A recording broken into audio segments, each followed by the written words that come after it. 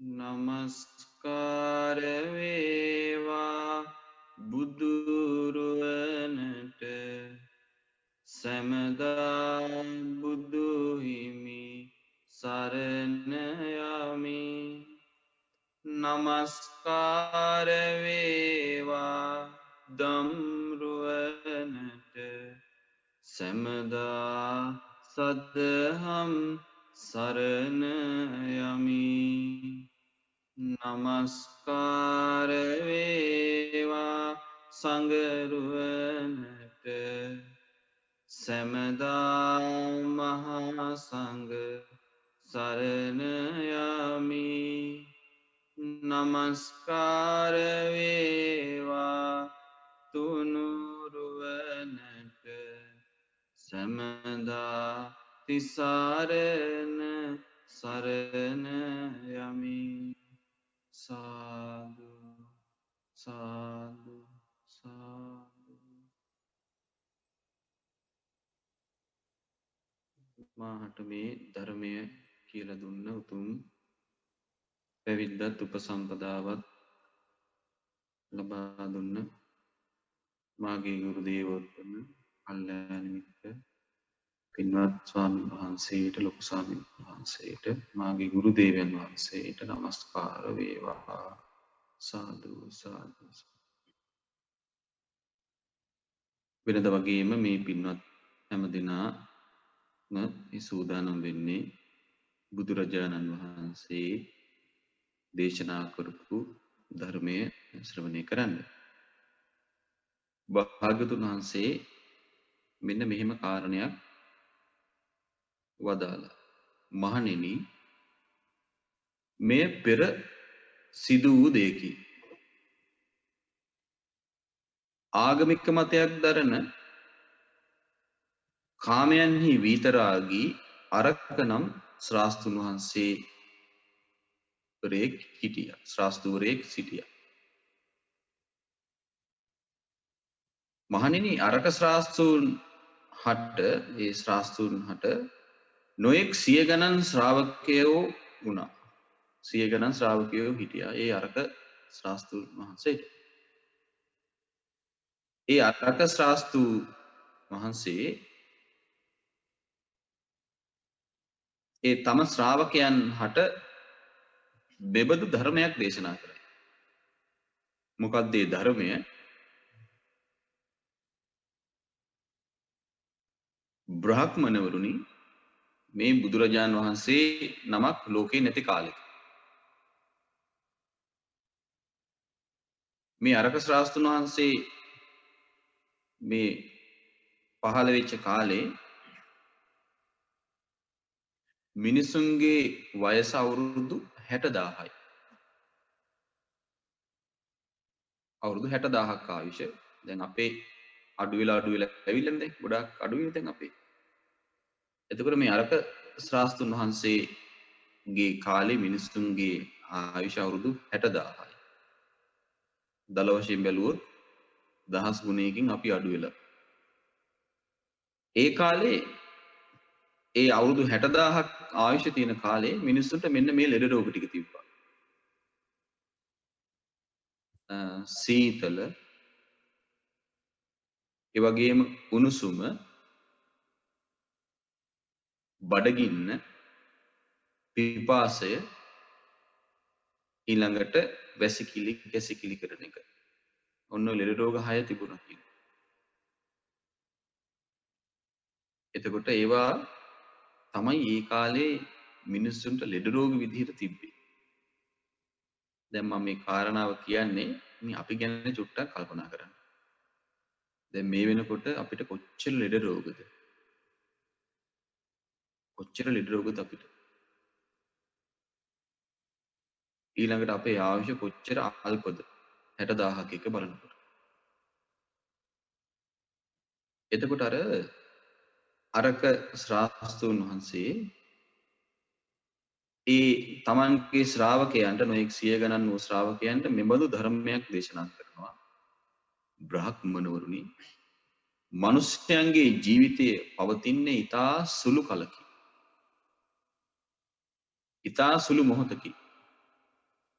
ඊතා කෙටිය. බොහෝ දුක් ඇත්තේය. මේ ජීවිතයේ පවතින ඊතා සුළු කලයකි, සුළු මොහොතකි, ඊතා කෙටිය. ඒ මදිවට බොහෝ දුක් ඇත්තේය. බොහෝ පීඩා ඇත්තේය. එය නුවණින් අවබෝධ කළ යුත්තේය. කුසල් කළ යුත්තේය. බඹසරෙහි හැසිරිය යුත්තේය. ඊළඟට දේශනා කරනවා උපන්නහුට නොමැරී සිටීමක් නැත. උපන් සත්වයාට නොමැරී සිටීමක් නැත. එහෙම දේශනා කරලා ඒ අරක ශ්‍රාස්තුන් වහන්සේ තමන්ගේ ශ්‍රාවකයන්ට මෙන්න මෙහෙම කියනවා. ඒක මේ වගේ කියනවා. ඒක මේ වගේ කියලා කියන්නේ මිනිස්යාගේ ජීවිතයේ සුළු කලක් පවතින්නේ. සුළු මොහොතයි කෙටි. බොහෝ දුක් තියෙනවා, බොහෝ පීඩා තියෙනවා. ඒ නුවණින් අවබෝධ කළ යුත්තේ, කුසල් කළ යුත්තේ, බඹසරේ හැසිරිය යුත්තේ. උපන්නහුට නොමැරී සිටීමක් නැහැ. බ්‍රාහ්මණවරුනි මෙබඳු දෙයකි. ඒක මේ වගේ. තනාගේ ඇති පිනිබිඳ හිරු උදාවන කල්හි සැන්නකින් සිඳියයි. තනකොළ ගහක අග තියෙන පිනිබිඳුව පවතින්නේ ඉර උදා වෙනකන් විතරයි. එතකොට ඉර උදා වෙනකොට පිනිබිඳුව කියන එක නැති වෙලා යනවා. එතකොට ඉර නගිනකොට පිනිබිඳුව නොපෙනී යනවා. එතකොට ඒ උපන් සත්වයාගේ ආයුෂ ගෙවිලා යන්නේ ඉර උදාවන කල්හි සිඳිලා යන සැනකින් සිඳිලා යන පිනිබිඳුවක් වගේ. පිනිබිඳුවක් පුංචි දෙයක්. බොහෝ කලක් නොපවතී. අන්න ඒ නිසා බ්‍රාහ්මණවරුනි තනාග පිනිබිඳුවට උපමා කළ හැකි මිනිස්යන්ගේ ජීවිතයේ පවතින ඉතා සුළු කලකි. එතකොට මිනිසුන්ගේ ආයුෂ කීයද අවුරුදු? 60000. 60000ක් වෙච්ච කාලයක කරන අනුශාසනාවක්. 60000ක් වෙච්ච කාලයක කරන අනුශාසනාවක්. බ්‍රාහ්මණවරුනි තනාග පිනිබිඳුවකට උපමා කළ හැකි මිනිස්යන්ගේ ජීවිතයේ පවතින ඉතා සුළු කලක. සුළු මොහොතකි. ඉතා කෙටිය. බොහෝ දුක් ඇත්තේ. බොහෝ පීඩා ඇත්තේ. එය නුවණින් අවබෝධ කළ යුත්තේ, කුසල් කළ යුත්තේ, බඹසරෙහි හැසිරිය යුත්තේ. උපන් සත්වයාට නොමැරී සිටීමක් නම් නැත. එතන උපන් හැමෝටම උරුම දේ මරණය. එතකොට අපි අවුරුදු 60000ක් කාලේ අරක ශ්‍රාස්තුන් වහන්සේ තමන්ගේ ශ්‍රාවකයන්ට අප්‍රමාදයේ පිණිස දේශනා කළේ එහෙම.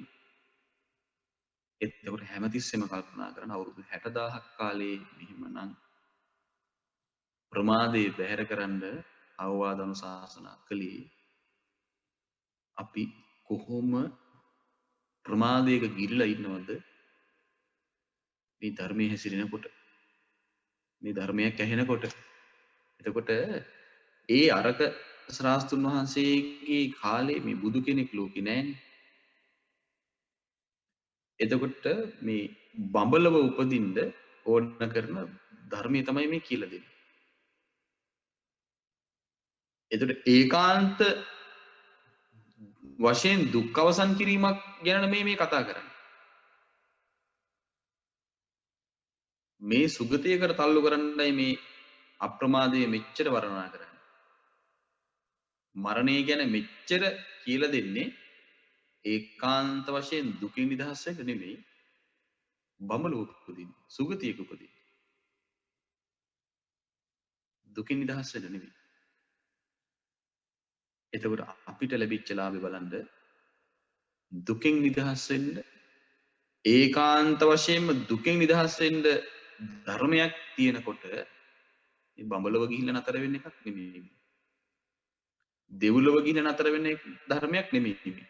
ඒකාන්තයෙන්ම දුක අවසන් කරන්න තියෙන ධර්මයක්. ඒ ධර්මය අපිට ඇහෙනකොට අපිට මෙහෙම හිතෙන්නේ නැහැ. ජීවිතය කියලා කියන තනාග තියෙන පිනිබින්දුවක් වගේ කියලා අපිට හිතෙනවා හරි අඩුයි. ඒ අතින් බලනකොට අපි කොච්චර පිටිපස්සේද. බ්‍රාහ්මණවරුනි මේ වගේ දෙයක් කියලා තව උපමාවක් දේශනා කරනවා. ලොකු වතුර බින්දු ඇද හැලෙන වැස්සක් වහිනවා. ඒ ලොකු වතුර බින්දු පොළවේ පිරිච්ච වතුරට වැටෙනකොට දිය බුබුලු හට ගන්නවා. ඒ හටගන්න දිය බුබුලු සැනකින් සිඳී බිඳිල යනවා. සිඳිලා බිඳිලා යනවා සැනකින්. බොහෝ කල නොපවතී. බ්‍රාහ්මණවරුනි මෙන්න මේ වගේ තමයි කියනවා මිනිස්යන්ගේ ජීවිතේ දිය බුබුලක් වගේ කියලා. මේ ඇත්ත. මේ ඇත්ත. දිය බුබුල දිහා ඔන්න දිය බුබුල හට ගන්නකොට දිය බුබුල දිහා බලාගෙන ඉන්නවා. බලාගෙන ඉද්දිම දිය බුබුල සිඳිලා බිඳිලා යනවා. අපේ ජීවිතේ අපිත් එක්ක ඉන්න අය, අපි වටේ හිටපු අය, අපි වතහැරලා ගියේ හරියට අර දිය බුබුලක් සිඳිලා යනවා. අවුව වැටෙනකොට පිනිබින්දුවක් නොපෙනී යනවා. අපි දිහා බලන්න වෙන්නේ ඒ විදිහටම තමයි. අපි අනිත් අය දිහා බලනවනේ. අපි කාලයක් කළේ අනිත් අය දිහා බලන එකනේ. කාට හරි අසනීපයක් වුණොත් අපි කියනවා හතුරෙට්ටුවත් මෙහෙම අසනීප නම් ඉන්න එපා. මමත් මෙහෙම ලෙඩ වෙන කෙනෙක් කියලා හිතින්නේ. කවුරු හරි මලොත් අම්මෝ කාටවත් මේ වගේ අකල් මරන්න නම් ඉන්න එපා කියලා. බෑ අපි මරණයටපත් වෙනවා කියලා අපිට හිතෙනවා.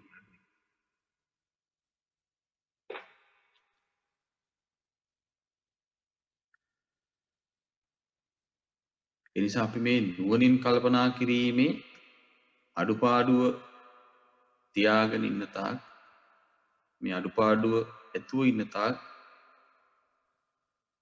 අපි ප්‍රමාදයේ ගිලෙනව මිසක් අප්‍රමාදයට නම් යන්නේ. ඒ අප්‍රමාදය තුල ගිල්ලා ඉන්න තාක් අප්‍රමාදය තුල රැස් වෙන කුසල් දහම් නම් රැස් වෙන්නේ. ඒ කුසල් දහම් රැස් කරන්නේ නැති තාක් ජීවිත අවබෝධය නම් අත්පත් කරගන්න බෑ, ඇති කරගන්න බෑ. එතකොට බ්‍රාහ්මණවරුනි මෙන්න මේ වගේ මෙබඳු දෙයක් කියනවා. මේ මිනිසුන්ගේ ආයුෂ අඩු බව කියන එක මේ වගේ එකක් කියනවා. දී ඇඳපු ඉරක් වගේ ඒ ඉර සැනකින් නොපෙනී යයි. බොහෝ කල නොපවතී. අන්න ඒ වගේ තමයි බ්‍රාහ්මණවරුනි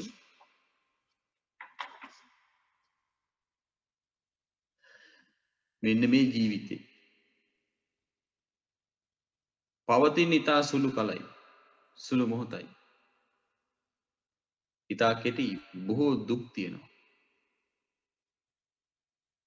බොහෝ පීඩා තියෙනවා. ඊළඟට බ්‍රාහ්මණවරුනි මේ බෙබඳු දෙයකි. කඳු මුදුනින් හටගත් ඊතා දුර යන්න වේගවත් සැඩපහර ඇති ඒට වැටෙන සියල්ල ගසාගෙන යන යම් නදියක් ඇද්ද? ඒ කියන්නේ ගඟක් තියෙනවා. වේගවත් සැඩපහරක් තියෙනවා. එතකොට මේ වේගයෙන් ගලාගෙන යන ඒ සැඩපහරට කොච්චර සැඩපහර වේගවත්ද කියනවද? ලොකු දර කන්දන් මේ පුළුන් කෑලි වගේ ගහගෙන යනවා. එතකොට මේ නදියේ කොතනකවත් කොයි වෙලාවකවත් කොහෙන්වත් හොයාගන්න බෑ වතුර නතර වෙච්ච තැන. අන්නේ වගේ තමයි කියනවා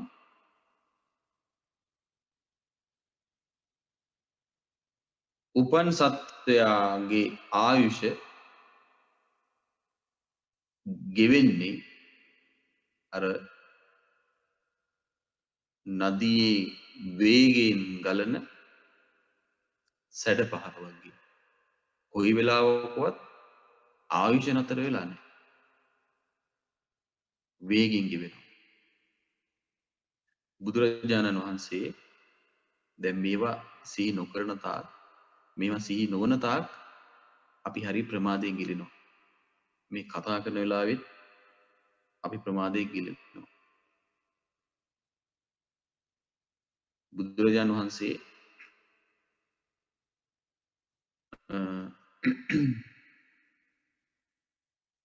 දේශනා කළා දක්ෂ දුනුවායෝ 4 දෙනෙක් අතිශය දක්ෂ දුනුවායෝ 4 දෙනෙක් වේගයෙන් තියන්න පුළුවන් ඊතලෙ විදින්න පුළුවන්. ඒ 4 දෙනෙක් එක තැනක ඉන්නවා. අපි හිතමු දිසා 4 බලාගෙන ඉන්නවා. ඒතර 4 දෙනා 4 දෙනාට පිටුපාලා එකම තැන දිසා 4ක් උතුරු දකුණ නැගෙනහිර බටහිර බලාගෙන ඉන්නවා.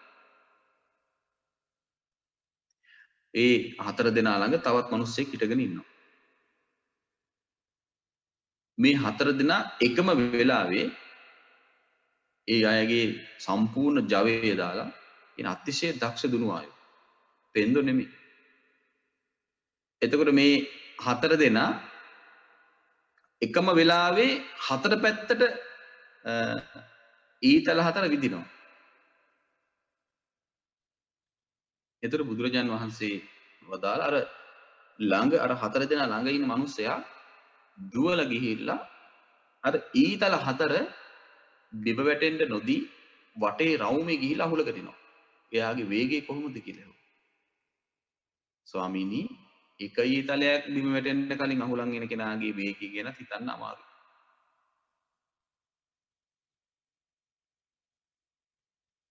එහෙව් එකේ 4 දෙනෙක් විදින ඊතල 4 බිම වැටෙන්න කලින් අහුලන් එන කෙනාගේ වේගය ගැන කවර කතාවද කියලා. එතකොට බුදුරජාණන් වහන්සේ වදාළා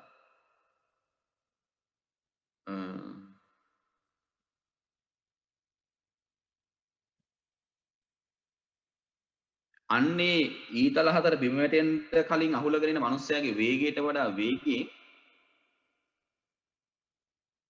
මේ ඉරහඳ ගමන් කරනවා කියලා. දැන් අපිට දැන් උදේ අපිට හිතෙනවනේ ඇත්තටම ඊට වඩා වේගෙන් ඉරහඳ ගමන් කරනවාද කියලා හිතනව නේද? දැන් ඇයි උදේ දාර මිනිස්යාගේ වේගය චුට්ටක් හිතන්නකො. එතකොට මේ මිනිස්යාගේ අතිශය තියුණු වේගයක් ඊතල 4 වැටෙන්න කලින් අහුලන් එනවා. එතකොට භාගතුන් වහන්සේ දේශනා කරනවා ඊට වඩා වේගයක් තියෙනවා කියලා මේ ඉරහඳ. එහෙනම් ඔය කියන විදිහට වේගයක් තියෙනවා නම් එහෙනම් ඉර උදේ නැග්ග ගමන් නැගිරින් බහින්න පේන්නේ තප්පරෙන් දෙකකින් වටහිරින්. එතකොට දැන් මෙහෙම හිතන්නකෝ.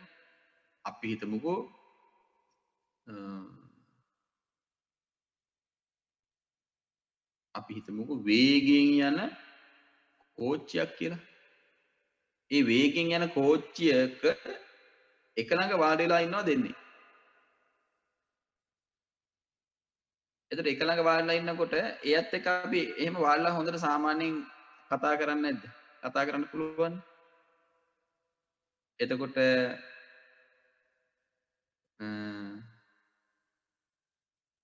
අපි හිතමුකෝ එයාලට එළිය පේන්නේ නැති වෙන්නත් අපි හිතමු තිර රෙදි වලින් වහලා කියලා. එතකොට එයාලා ඇතුලේ කතා බහ කරනවා අපි හිතමුකෝ මොනවා හරි පොතක් බලනවා, තේ එකක් බොනවා.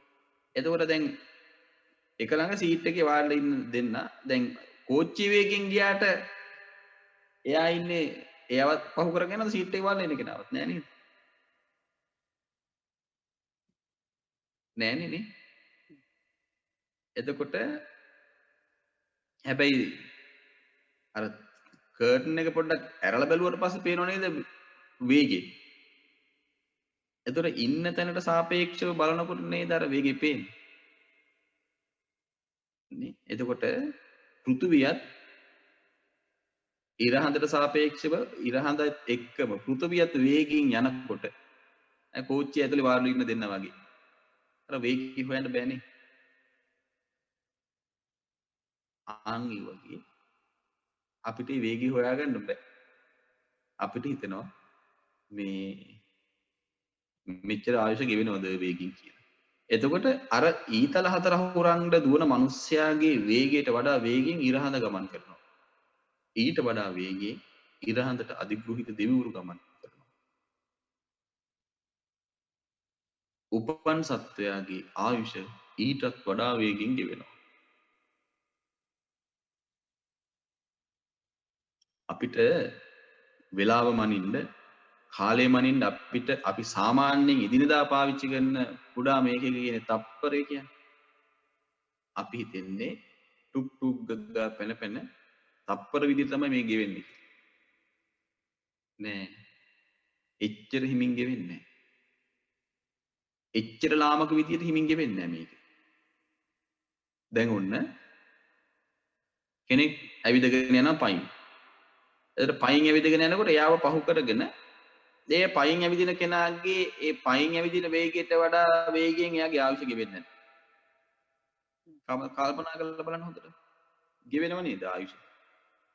ඒ කියන්නේ දැන් අනිත්‍යයි කියන එකට වේගයක් පනවන්න පුළුවන්.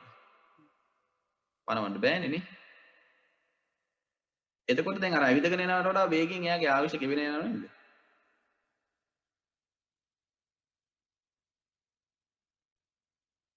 එතකොට කොච්චර වේගෙන් ගෙවෙනවද පොඩ්ඩක් හිතලා බලන්න. කොච්චර වේගෙන් ගෙවෙනවද? එතකොට මේ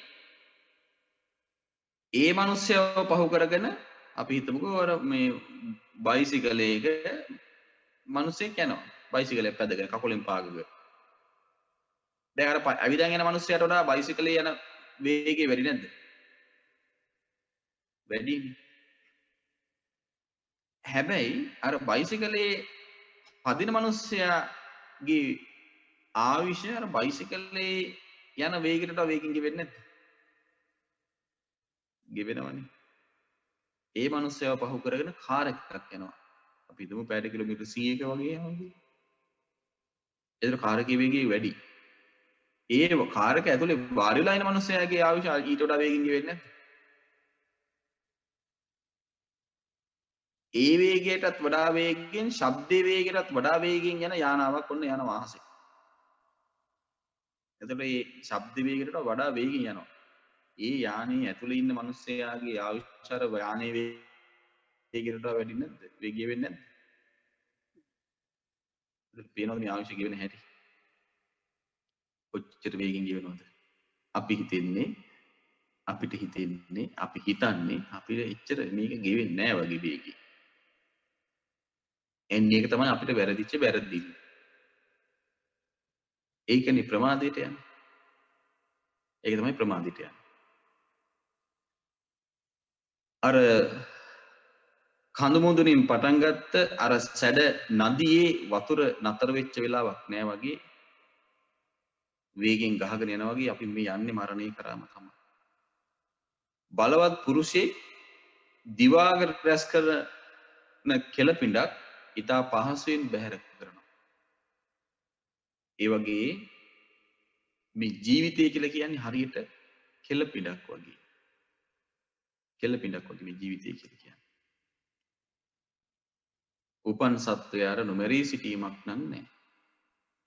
දවස මුළුල්ලේ ගිනියම් වූ යකඩ බඳුනකට තමන මස් වැදල්ලක් පොඩි මස් කෑල්ලක් දානවා දවස පුරාම රත් වෙච්ච ගිනියම් වෙච්ච යකඩ භාජනයකට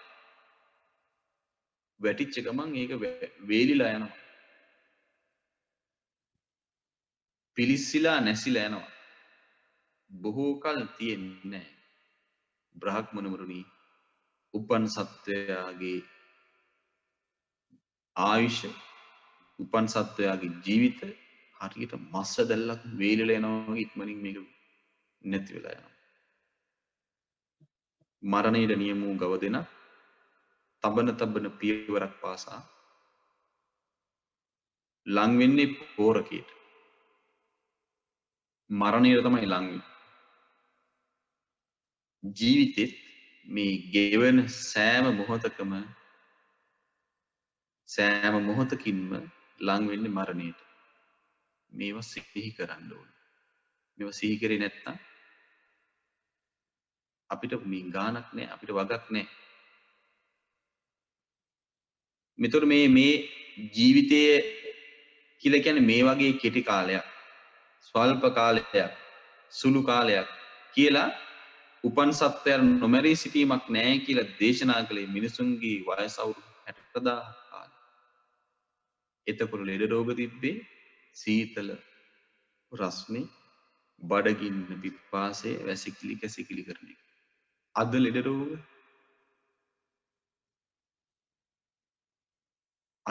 රෝග කොච්චරද? අද කාලේ බඩගින්න පිපාසය ඊළඟට වැසිකිලි කැසිකිලි කරන එක හිතන්නේ මේ අවශ්‍යතාව කියලානේ. ලෙඩ රෝග කියලා හිතන්නේවත් නැහැ. මිනිසුන්ගේ අවශ්‍යතාව කියලා හිතෙන්නේ. ලෙඩ රෝග කියලා හිතන්නේ. ඒ කාලේ ලෙඩ රෝග කියලා හිතන්නේ ඒවා මිනිස්සු කොච්චර නිරෝගීකම තිබ්බලද මේ මිනිසුන්ට. කොච්චර නිරෝගී මිනිස්සු දිලා තියෙන්නේ. ඒ නිරෝගී මිනිස්සු ඉඳි එහෙම අවුරුදු 60000ක් ආයුෂ ඇතිව ඒ මිනිසුන්ට අරක ශාස්ත්‍රඥ වහන්සේ කරපු අනුශාසනාව. ඒ හින්දා මේ දේශනාවල් අහනකොට අපි ජීවිතයට ගලප ගන්න ඕන අපි කොච්චර ප්‍රමාදයේ ගිලිච්ච පිරිසක්ද කියලා. ඉතින් ඒ නිසා ඔන්න ඔය කාරණාව හිතේ තියාගන්න අපි කොච්චර මේ ප්‍රමාදයට බර වෙච්ච ප්‍රමාදයේ තුල බැහැගෙන ඉන්න පිරිසක්ද කියලා. ඉතින් අද මේ පින්නතුන්ට කියලා දෙන්න කල්පනා කළා ලස්සන කරුණු ටිකක්. ගිලාන සූත්‍රය. ගිලාන් කෙනාට උපදෙස් දෙන අයුරු ගැන වදාළ දේශනාව. එතකොට මේ දේශනාව කරන්න හේතු වෙන්නේ මේ මහා නාම ශාක්‍ය. මහා නාම ශාක්‍ය බුදුරජාණන් වහන්සේ ළඟට ඇවිල්ලා මෙන්න මෙහෙම කියනවා. ස්වාමීනි මම භාගතුන් වහන්සේගේ මම මෙන්න මේ කාරණාව අහලා නැහැ. මොකක්ද ඒ කාරණාව? ප්‍රඥාවන්ත උපාසකයෙකු විසින් ලෙඩ වෙච්ච කායික දුකටපත් වෙච්ච ඒ කියන්නේ උපාසකෙක් ඉන්නවා ප්‍රඥාවන්ත. ඒ ප්‍රඥාවන්ත උපාසක තවත් හොඳටම ලෙඩ වෙච්ච බොහෝ ගිලන් වෙච්ච තවත් ප්‍රඥාවන්ත උපාසකයෙක් ඉන්නවා. දැන් දෙන්නම මේ හරි ලස්සන ප්‍රශ්නයක් මේ අහන්නේ. ප්‍රඥාවන්ත උපාසක කෙනෙක් ඉන්නවා. ඒ ප්‍රඥාවන්ත උපාසක තවත් ගිලන් වෙච්ච බොහෝ ගිලන් වෙච්ච ප්‍රඥාවන්ත උපාසකයෙක්ට අවවාද කරන්න ඕන කොහොමද කියලා මම භාග්‍යවතුන් වහන්සේගෙන් කලින් අහලා නැහැ කිව්වා. ප්‍රඥාවන්ත උපාසක කෙනෙක් හොඳටම ගිලන් වෙච්ච අසනීප වෙච්ච ප්‍රඥාවන්ත උපාසක කෙනෙක්ට අවවාද කරන්න ඕන කොහොමද කියලා තමයි මේ අහන්නේ. එතකොට බුදුරජාණන් වහන්සේ වදාලා මහා නාමයේනි ප්‍රඥාවන්ත උපාසක විසින් රෝගී වෙච්ච කායික දුකටපත් වෙච්ච බොහෝ ගිලන් වූ ප්‍රඥාවන්ත උපාසක හට මෙන්න මේ කරුණ වලින් අස්වසන්න කියලා. මෙන්න මේ කරුණ වලින් අස්වසන්න කියලා. ආයුෂ්මත සැනසුණු මැනව. ආයුෂ්මත ඔබට සැනසෙන්න පුළුවන්. කියලා මේ එයාව කරුණ වලින් අස්වසන්න කියන මෙන්න මේ කරුණු හතරේ. කරුණු හතරකින් අස්වසන්න කියලා. ළඟට ගිහිල්ලා කියන්නේ කියනවා ආයුෂ්මත ඔබට සැනසෙන්න පුළුවන්. ඒ බුදුරජාණන් වහන්සේ කෙරෙහි නොසෙල්ලන පැහැදීමක් ඔබට තියෙනවනේ කියලා ඔබට සැනසෙන්න පුළුවන් කියලා අස්වසන්න කියලා. කොහොමද අස්වසන්නේ? ඒ භාග්‍යතුන් වහන්සේ අරහං වනසේක, සම්මා සම්බුද්ධ වනසේක, විචාචරණ සම්පන්න වනසේක, සුගත වනසේක, ලෝකවිදූ වනසේක, අනුත්තර පුරුෂ ධම්ම සාරති වනසේක, සත්තා දේවමනුස්සානං වනසේක, බුද්ධ වනසේක, භගවා වනසේක. ඒ භාග්‍යතුන් වහන්සේ අන්නේ ගුණයන් දරා වැඩ සිටි ඒ බුදුරජාණන් වහන්සේ කෙරෙහි ඔබ කරුණ සහිතව හිත පහදවගෙන තියෙනවා.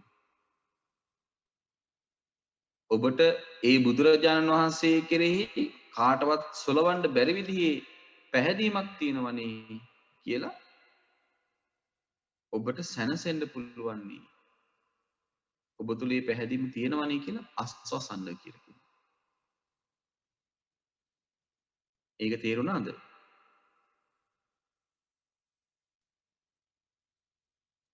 දැන් මේකේ හරි ලස්සන කියන්නේ මේක මේ දේශනාව මේ හොඳට අහන්න මේක දැන් සරල කරුණ වගේ තියෙන්නේ.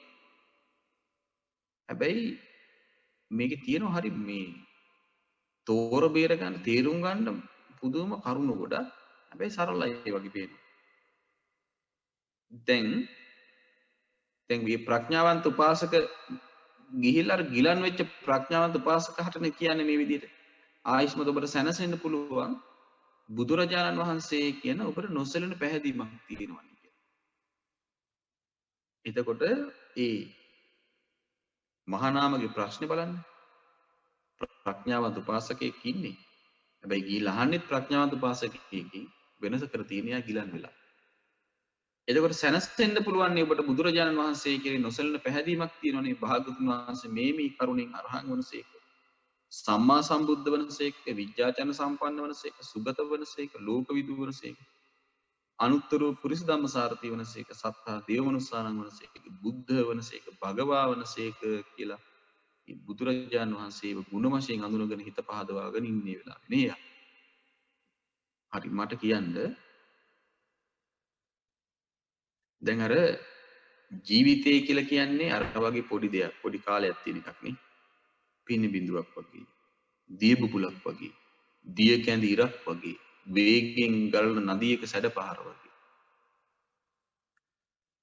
එහෙම ජීවිතයක් නේ අපිට තියෙන්නේ. ඒතර මරණය කියන එක මේ ඊළඟ මේ මොහොතේ අපිත් එක්ක ඉන්නේ මරණය. මේ ළඟම තියෙන එකක් මරණය කියන්නේ. දැන් ඔබ මේ අපි මරණාසන්න මොහොතට ඊළඟ මොහොතේ පත් වෙන්න බැරිද? ඇත්ත. පත් වෙන්න පුළුවන්ද බැරිද? පත් වෙන්න පුළුවන්. අපි හිතමුකෝ දැඩි ලෙස රෝගාබාධයකට ලක් වුණා. රෝගාතුර වුණා. දැඩි ලෙස ගිලන් වුණා අපි. කවුරු හරි ඇවිල්ලා කිව්වොත් අපිට ඔබට සැනසෙන්න පුළුවන් නේද? ඔබට බුදුරජාණන් වහන්සේ කියන නොසෙල්ලන පැහැදීමක් ඔබ තුල තියෙනවනේ කියලා කිව්වොත් ඇත්තටම දැන් කල්පනා කරලා බලන්න අපිට සැනසෙන්න පුළුවන්ද? දැන් තමන්ට තට්ටු කරලා බලන්න කවුරු හරි ඇවිල්ලා කිව්වොත් දැන් ඔන්න අපි එකපාර ගිලන් වුණා. ඒ ජීවිත කියන දේවල් මේ සැනකින් වෙනස් වෙලා යනවා. දැන් අර උපමා ටික බලන්න ඒකයි උපමා ටික කලින් කිව්වේ. දිය බුබුලක් වගේ, පිනි බිඳුවක් වගේ, දී යන පිරක් වගේ ජීවිතය අවසන් වෙන්නේ එහෙමනම් ලෙඩ වෙනවා කියන එකට 아무තු කතන්දරයක් නැහැ නේ. නකුලපිත සිටුතුමාට බුදුරජාණන් වහන්සේ වදාළ නේද මේ ජීවිතේ මේ ජීවිතේ කියලා කියන්නේ මේ රෝගවලට කැදැල්ලක් කියලා. මේ කය මේ ශරීරය කියලා කියන්නේ රෝගවලට කැදැල්ලක්. දැන් කැදැල්ලක් කියන්නේ මේ කුරුල්ලා වහන තැන නේද? ඒතර කුරුල්ලාගේ වාසස්ථානය තමයි කැදැල්ල. එතකොට කැදැල්ල කියලා කිව්වේ මේ ජීවිතේට, මේ ශරීරයට. එතකොට මේ ශරීරය තමයි කැදැල්ල. කැදැල්ලේ තමයි අර කුරුල්ලා විල නිතර වහන්නේ. එතකොට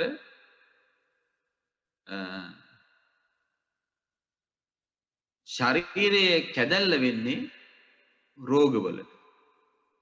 මේ ශරීරය කියලා කියන්නේ රෝගවලට කැදැල්ල. එතකොට මේ දැන් කතා කරනකොට මේ අපි මේ බණහන ඔබ මේ ලෝකේ ජීවත් වෙන හැමදෙනාම මේ රෝග වලින් පීඩා විඳින්නේ නැද්ද? පීඩා විඳිනවනේ. අපි හිතමුකෝ සීතල රස්නේ මේ ලෝකේ දැන් දැනෙන්නේ නැද්ද? බඩගින්න පිපාසය නැද්ද? වැසිකිලි කැසිකිලි කරන ඌමනාව නැද්ද ලෝකේ? එහෙනම් ඒවත් රෝග පීඩා නම් එතනින් එහා රෝග පීඩා ගැන කවර කතාවද? එතකොට එහෙම ලෙඩ වෙන ස්වභාවයක් තමයි මේ ජීවිතේ තියෙන්නේ. එහෙනම් අපි එකපාර මොකක් හරි දරුණු ඒ අපිට වැරදිච්ච තැන තමයි තවම හිතෙන්නේ නැහැ මෙහෙම මට වෙයි කියලා.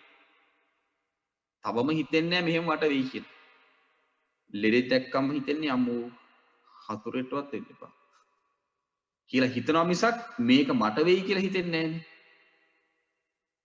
එහෙම හිතුණා නම් අපි කොච්චර වේගෙන් ධර්මයේ කරා ඇවිල්ලාද? ඒ අඩුපාඩුව හදාගන්න ඕන වහ හදාගන්න ඕන. කියන්නේ හිස ගිනි ගත්ත කෙනෙක් ඒ ගින්න නිවන්න යම් උත්සාහයක් මහන්සියක් ගන්නවද? අන්න ඒ වගේ උත්සාහයක් මහන්සියක් ගන්න ඕනේ අඩුපාඩුව හදාගන්න. ඒ හින්දා මේ අපේ යතේ තියෙනවා මේ ලොකු වගකීමක්. මේ ප්‍රමාදේ බැහැර කරන්න. ඒ නිසා ඔබ හිතන්න එපා සුළුවෙන්. ඔබ හිතන්න එපා මේ සැහැල්ලුවට මේ ධර්මයේ කියන එක අපිට ඕන වෙලාවේ එකපාර මේක ජීවිතේට ගලප ගන්න පුළුවන් වෙයි කියලා. එහෙම බෑ.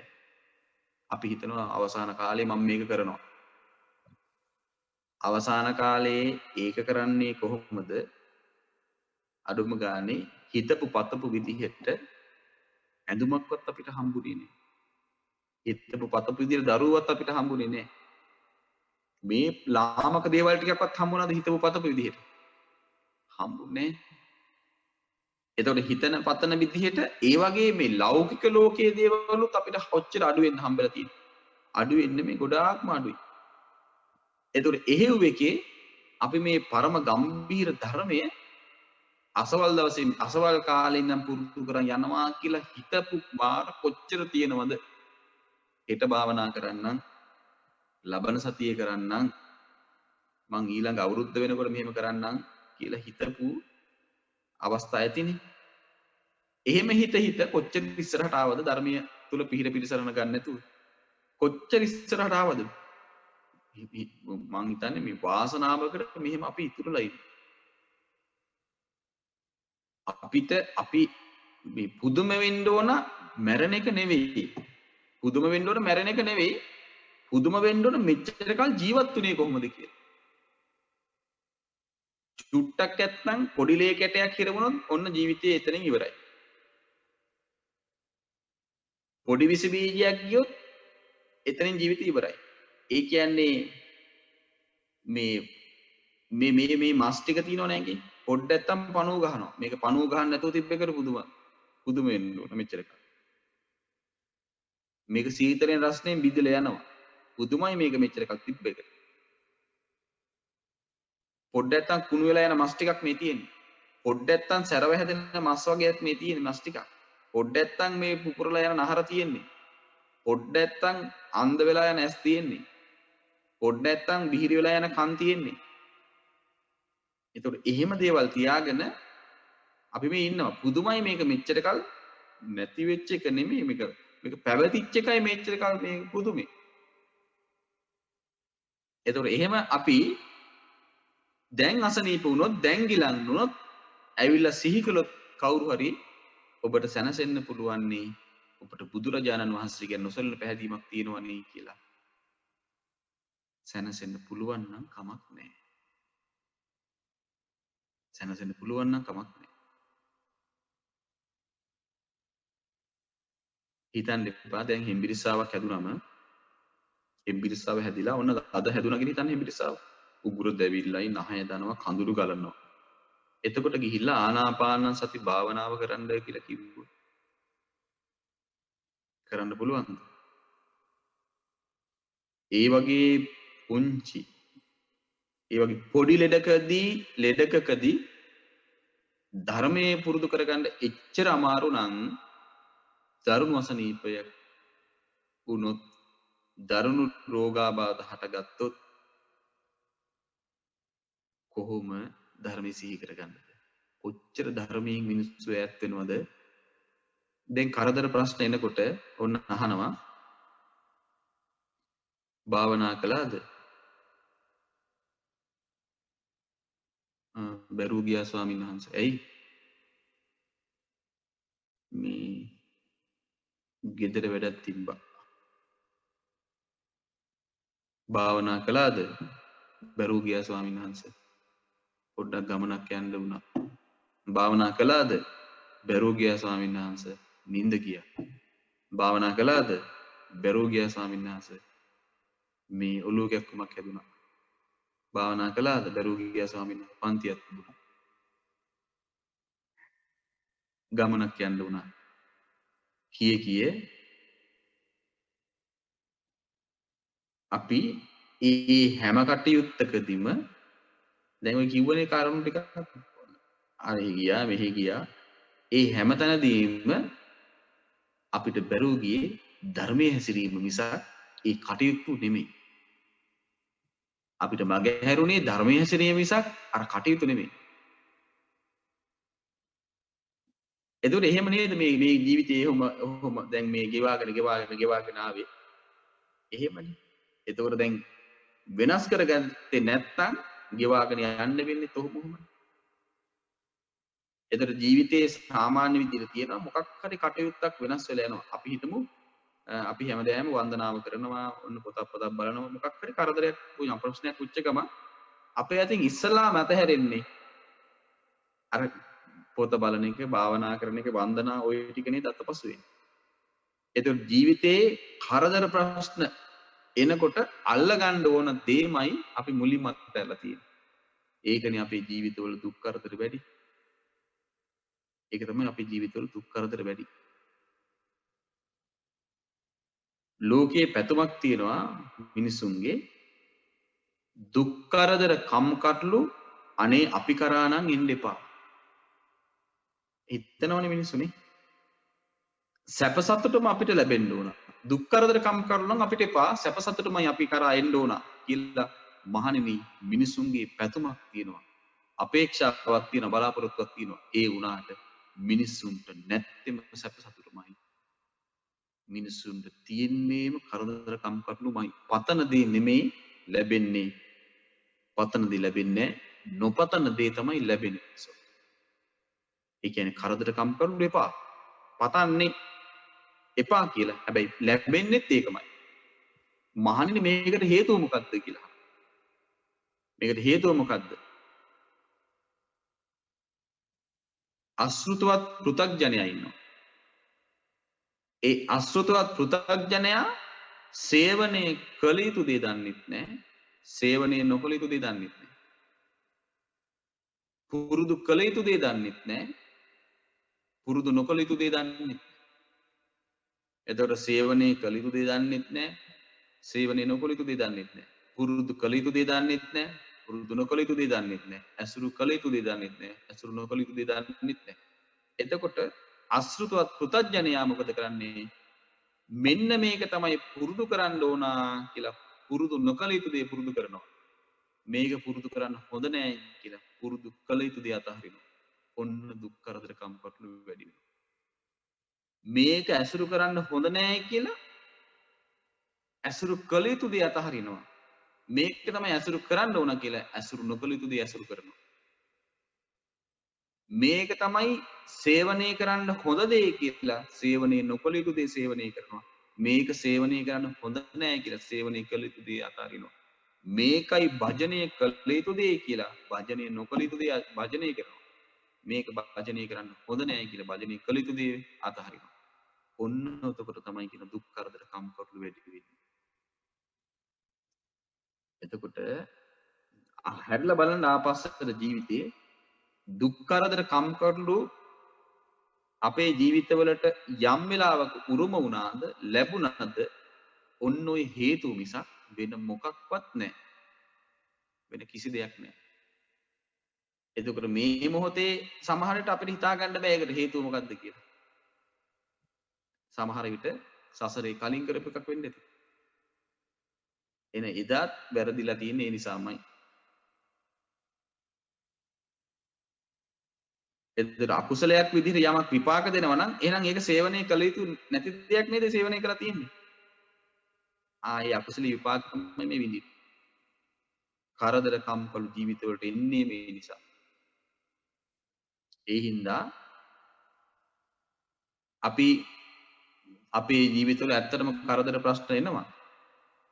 ඒවට විසඳුම් හොයන්න ඕන. ඒ කොතනකදීවත් ධර්මයෙන් බැහැර වෙන්න එපා. ධර්මයයි ධර්මයේ හැසිරීමයි ජීවිතයයි දෙකක් කරගත්තොත් එතන ලොකු ප්‍රශ්නයක්. ධර්මයේ හැසිරීමයි ජීවිතයයි දෙකක් කරගන්න එපා එකක් කරගත්තා නම් හරි. එතකොට එහෙම කෙනෙක් ධර්මයේ හැසිරීමයි ජීවිතයයි එකක් කරගත්ත කෙනෙක්ට ලෙඩ වුණා කියන එකේදී ප්‍රශ්නයක් නැහැ. මාරාන්තික ලෙඩක් ආවත් ප්‍රශ්නයක් නැහැ. ඇයි? කළ යුතු දේ හැමතිස්සෙම කර කර ඉන්නේ. අපි හැමතිස්සෙම බලන්නේ මේක කරලා ඉවරලා ධර්මයේ හැසිරෙන්න. මේක කරලා ඉවරලා අසවල් දවසේ ධර්මයේ හැසිරෙන්න. එහෙම හිතලා තමයි මේ අපි මෙච්චර මේ මාර්ගඵල අවබෝධයක් නැතිව මේ තාම අපි මේ කල් ගෙවන්නේ ඒ නිසාමයි. ඒ පාඩුව ආයි කරගන්න එපා. ඒ පාඩුව ආයි අපිට එපා. එතකොට යම් වෙලාවක අපි දරුණු විදිහට අසනීප වෙච්ච වෙලාවක කෙනෙක් ඇවිල්ලා කියනවා Tamanට ඔබට සැනසෙන්න පුළුවන් ඔබට බුදුරජාණන් වහන්සේගේ නොසැලෙන පැහැදීමක් තියෙනවනේ කියලා. එදාට හතර වටේ බලන්න වෙලා නැහැ. එදාට දඟලන්න විදිහකුත් නැහැ. එදාට මේ එරමිනිය ගොතාගෙන භාවනා කරන්න හයියක් නැහැ. ඇයි? හොත්තට මසනීපයි. මේ මැරෙන්න ඕන මෙන්න තියෙන්නේ. ඒ නිසා ඒ වෙලාවේදී කරන්න බලාගෙන නම් ඉන්න එපා. ඒ වෙලාවේදී කරන්න බලාගෙන ඉන්න එපා. ඒ වෙලාව කොයි වෙලාවද? ඒ වෙලාව තමයි මේ ඊළඟ මොහොත. බලන්න හිතා ගන්න බැරි විදිහට ක්‍රීඩකයෝ දැකලා නැද්ද? සෙල්ලම් කර කර ඉන්නකොට මැරලා වැටෙනවා. මට කවුරුට පෙන්නුවා ඒ ක්‍රීඩකයෝ සෙල්ලම් කර කර ඉන්නවා පිට්ටනිය ඇදගෙන වැටෙනවා. නිවේදකයෝ ඉන්නවා කතා කරගෙන ඉන්නකොට මයික් එකත් එක්කම උඩින් නම් බිමට වැටෙනවා. දැකලා නැද්ද? මේ සජීවීව පටිගත වෙච්චා. ඒ මිනිස්සුන්ගේ ඇඟේ තිබ්බ කෙස්ලොම් නියදත් සම්මස්නහර ටිකම තමයි මේකේ තියෙන්නේ. මේකේ ඊට වඩා අద్භූත ආශ්චර්යවත් දේවල් නැහැ. ඒකට වෙන ඉරණමම තමයි මේකට වෙන්නේ.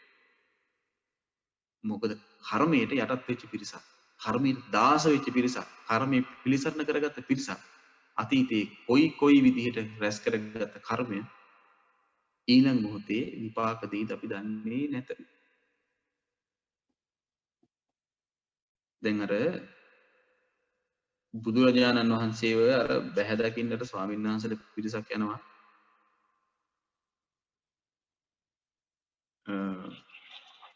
යනකොට ඒ ස්වාමීන් වහන්සේලා ගමක් කරහා යනකොට ඒක අහලා තියෙනවා. විතර කියන එකක් නේ.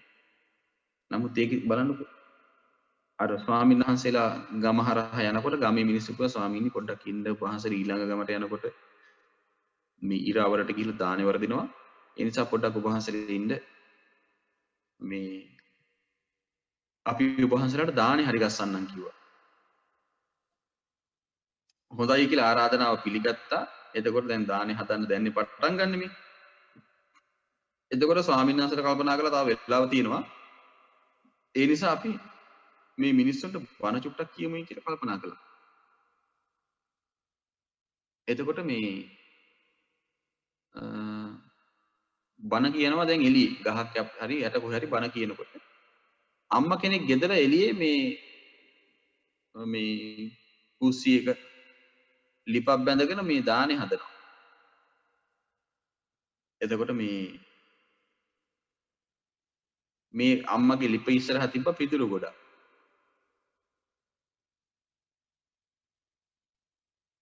ඉතින් මෙහෙම උයවියා ඉන්නකොට අර ගිනි දැල්ලක් ගිහිලා අර පිදුරු ගහේ වැදුනා. පිදුරු ගහ දෙකක් ඇවිදුනා. කුලගක් ඇවිල්ලා අර ඇවිලිච්ච පිදුරු ගස් දෙක තුන උඩ ගියා. දැන් හිතන්නකෝ. මහ ලොකු ගින්නක් නෙමෙයි නේ මේ පිදුරු ගහක් කියන එක. කුලඟට නිවුනෙත් නෑ. ඒ ඇවිලිච්ච පිදුරු ගස් දෙක තුන කැරකිලා අහු උඩට ගියා. උඩට ගියාම කපුටෙක් එතනින් ගිහිලා කොටන් ආව මේ අර පිදුරු ගස් වලට. ඒ පිදුරු ගස් වල ගින්න නිවුනෙත් නෑ. මේ අහසේ තියෙනවා. කොටන් ආව ඒ ගින්නට කපුට ඇවිලුණා. පිච්චිලා මැරලා බිමට වැටුණා. හරි පුදුමයි ඒ සිද්ධිය. ඒ පිදුරු ගහ උඩ යනකොට නිවුනෙත් නෑ. ඒකත් ඇවිල්ලා මහ ගින්නකුත් නෙමෙයි. ඒ වෙනකොට කපුටත් එතනටම ඇවිල්ලා කොටන් ආවා.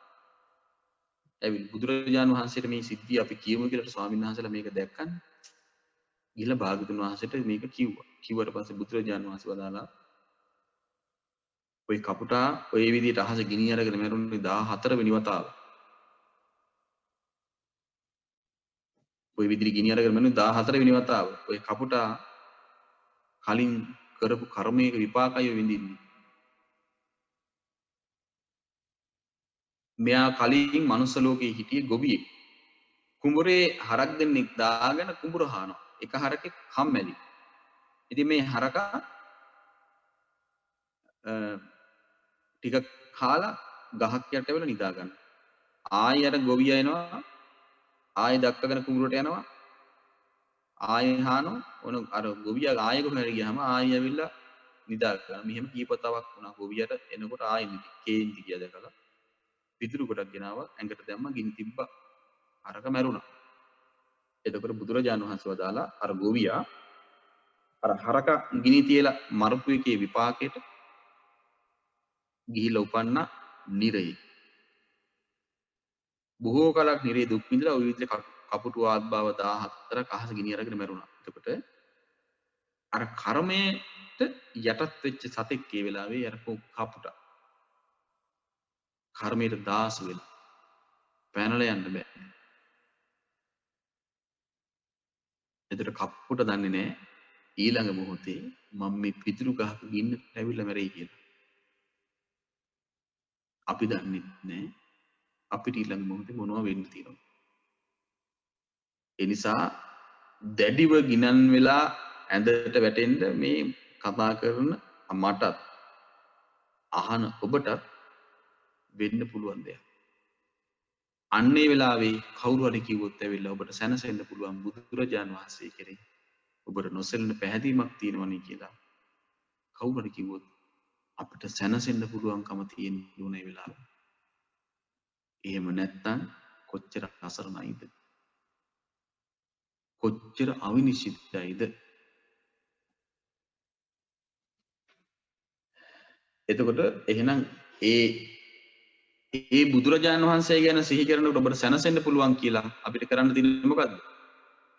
සැනසෙන්න නම් මේ වෙලාවේ කරන්න තියෙන්නේ මොකක්ද?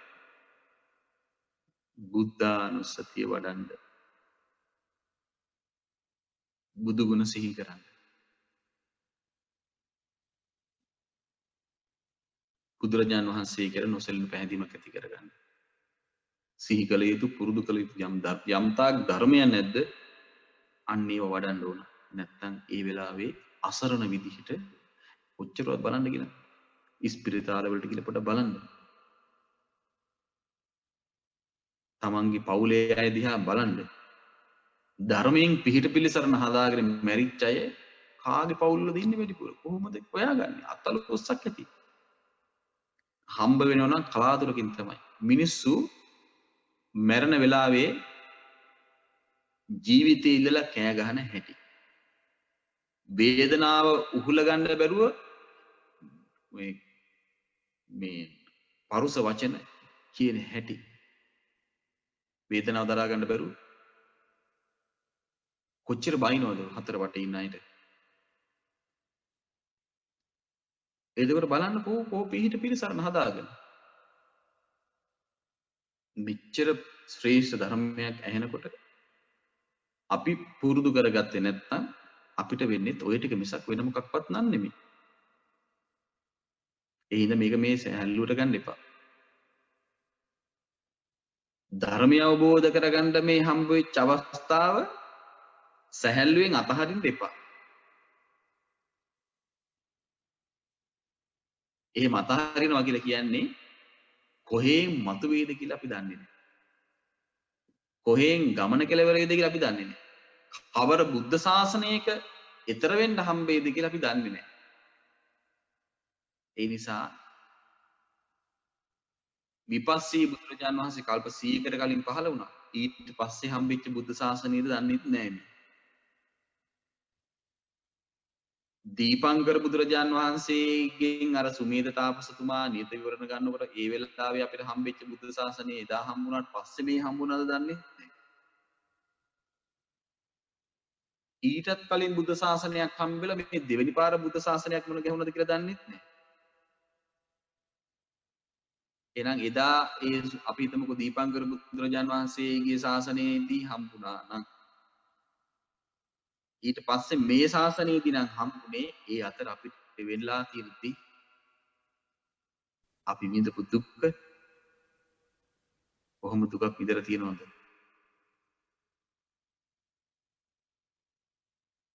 කොච්චර සතර පය ඉපදලා තියෙනවද? දැන් ඒ අසංකීය කල්ප අපිටම නිකමර මම මේ කියන්නේ. දීපංකර බුදුරජාණන් වහන්සේගේ නීති විවරණ ලබනවනේ සුමේතාපසතුමා. අනිදා අපිට බුද්ධ ශාසනය හම්බුණා. එතකොට ඊට පස්සේ මේ හම්බුණා. දෙවෙනි පාරට. ඒ අතර කීවතාවක් නිරේ ඉපදෙලා ඇද්ද? කීවතාවක් තිරිසන් ලෝකෙ ඉපදිලා ඇද්ද? කීවතාවක් පෙරේත ලෝකෙ ඉපදිලා ඇද්ද? එතකොට දැන් මේ අපිට මතක නැති වුණාට මේ ඇවිල්ලා ඉන්නේ කොච්චර දුකක් විඳපු පිරිසක්ද? කොච්චර දුකක් විඳපු කෙනෙක්ද මේ මෙතන ඉන්නේ? ඇත්තට කල්පනා කරලා බලන්න.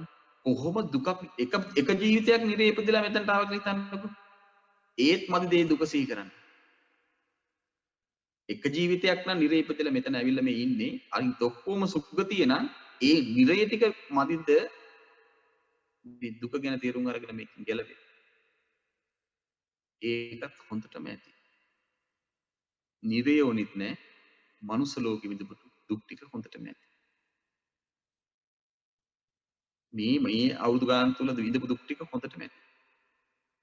බඩගින්න පිපාසය අවුව වැස්ස කරකස වචන නපුරු දේවල් පුද්ගලයන්ගේ වෙනස්කම් අඩුපාඩු දුක් විඳපු හොඳ බලන්නකො ජීවිතේ පුරාවටම තියෙන ඒවනේ සතුට ලැබපු දේවල් කොච්චර දුක චුට්ටද සතුට වෙච්ච අවස්ථාවක් දුකෙන්ම නෙමෙයි දවසක් වෙන්නේ. එහෙම මහා එපා කරපු ජීවිතෙමි. තවත් කරගහගෙන යනවනේ මේ උපාදානස්කන්ධ පහ. තවත් කරගහගෙනම යනවා. ඔව් මරන්න ආපු වදකයෝම වැළඳ ගන්නවා. දෂ්ට කරන්න ආපු සර්පයෝම බදා ගන්නවා. ඊතර වීමක් නැහැ එතකොට. ගැළවිල්ලක් නැහැ. ශාසනයක් හම්බ වෙච්ච වෙලාවේ තවත් ඒවම පතනවා හොයනවා කියලා කියන්නේ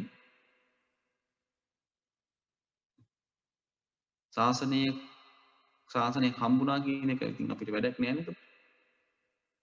එහෙනම් ඉතින් අර ගිලන් වෙච්ච කෙනාට සැනසෙන්න බුදුරජාණන් වහන්සේ ගැන නොසලන පැහැදීමක් ඇති කරලා Taman තුල තියෙන බව සිහි කරලා දෙනකොට අනේ ඇත්තටම මං බුදුරජාණන් වහන්සේ ගැන නොසලන පැහැදීමක් ඇති කරගත්ත කෙනෙක් නේ කියලා සැනසෙන්න පුළුවන්කම තියෙන්න ඕන. ඒ හැකියාව තියෙන්න ඕන. එහෙනම් මේ කියන්නේ ඊළඟ මොහොතේ ලෙඩ බෙද දන්නේ නැහැ. දැන් ඔන්න ඔය අපි දන්න අයියා කෙනෙක් හිටියා. ඒ අයියා දවසක් හම්බ වෙන්න ආපු වෙලාවක ඔන්න බලන්න. එයා නිතර එනවා අපි හිටපු තැනට. එතකොට ඇවිල්ලා දවසක් යනකොට මම කිව්වා අයියේ මේ පොඩි බඩු වගේක් ගෙන්න ගන්න තියෙනවා. ඔයාලට පුළුවන් ද මේ ටවුන් එකකින් ගිය වෙලාවේ ගෙනත් දෙන්න. හා ස්වාමීන් වහන්සේ ගෙනත් දෙන්න. එතකොට මෙයා හවස 2ට වගේ තමයි ඇවිල්ලා ගියේ. ඒතකොට එයා හවස 4ට 5ට තමයි යනවා කිව්වා. ඊපස්සේ එකපාර මෙයා මේ එකපාර නෙමෙයි මෙයා දැන් දවස් ඒ දා 4ට 5 මාට 6ට වගේ මට මතක හැටියට මෙයා කතා කරලා කිව්වා මේ ස්වාමීන් වහන්සේ මේ අර කියපු ටික මට ගන්න විදිහක් නැහැ කිව්වා. ඊට පස්සේ මං මේ අපේ අයියා මේට කරදරයක් කිව්වා. අයියා හැප්පිලා කිව්වා. මං කිව්වා ඔයා ඒක බලන්න මේ එහෙනම් ගෙදර යන්න ඔය කීපියව මට දැන් හදිස්සි නෑ ඒක උඹරන්නේ ඔයා ඒක බලන්න කියලා. ඊට පස්සේ අයියා නේද ඒ කතා කරලා තිබ්බ ෆෝන් එක තියලා ඉතින් මං එහෙම වුණා. ඊට පස්සේ ඔන්න පහුවදා ඉතින් මං කතා කරලා බැලුවා මොකක්ද දන්නේ නැනේ කරදරේ කියලා. ඊට පස්සේ ගම ඒ වෙලාවකට අයියව නතර කළ ස්පිරිතාලේ.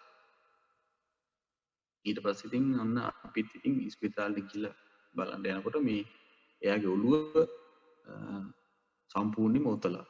ඒක මූණ ටික විතරයි තිබ්බේ මෙහි ඔක්කොම මෙහෙම සම්පූර්ණම බැන්ඩේජ් කරලා මේ ඔක්කොම වහලා පිටිපස්සත් එක්කම ඉස්සරහත් එක්කම.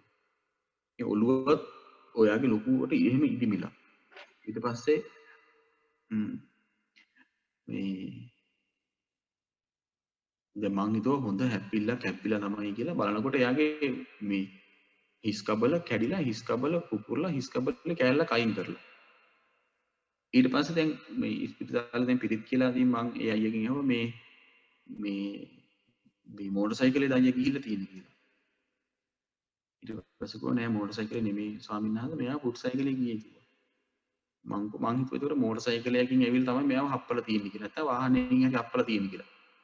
ඊට පස්සේ මං ඉතින් එහෙනම් ආපු කෙනා මේ හයියෙන් එන්න තියෙනද බයික් එකේ හරි මොකේ හරි කියලා. නෑ ස්වාමීන් වහන්සේ පොඩි දරුවෙක් ඇවිල්ලා තිනවා කිව්වා. 9 වසරේ වගේ. ඒ ළමයා ඇවිල්ලා ඒ ළමයාත් ඇවිල්ලා තියෙන අර පුට් සයිකලේ එක. හිතන්නක පුට් සයිකල් දෙකක් ඇවිල්ලා පොඩි පාරක හැප්පිලා. අර අයියව හැප්පිච්ච පාර වැටිලා. වැටෙනකොට පිටිපස්සේ තිබිලා තියෙන කළු ගල. ඔළුව වැදුනේ කළු ගලේ. ඊට පස්සේ ඔළුව ඉදිමුණා.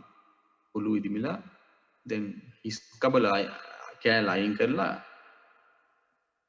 ඒක පස්සේ සම්බන්ධ කරන්න කියලා හිතන්නේ දැන් මොලේ ටික වැදිච්ච පාට මොලේ ඉදිමිලා එළියට එනවා. හිටියා ටික දවසක් මලා. මේ පොඩි බයිසිකලෙන් ගිහලා වෙච්ච වැඩ. හිතෙන්නේ නැහැ.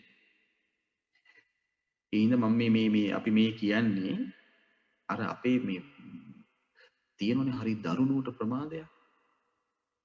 අන්න ඒක දුරු කරගන්න.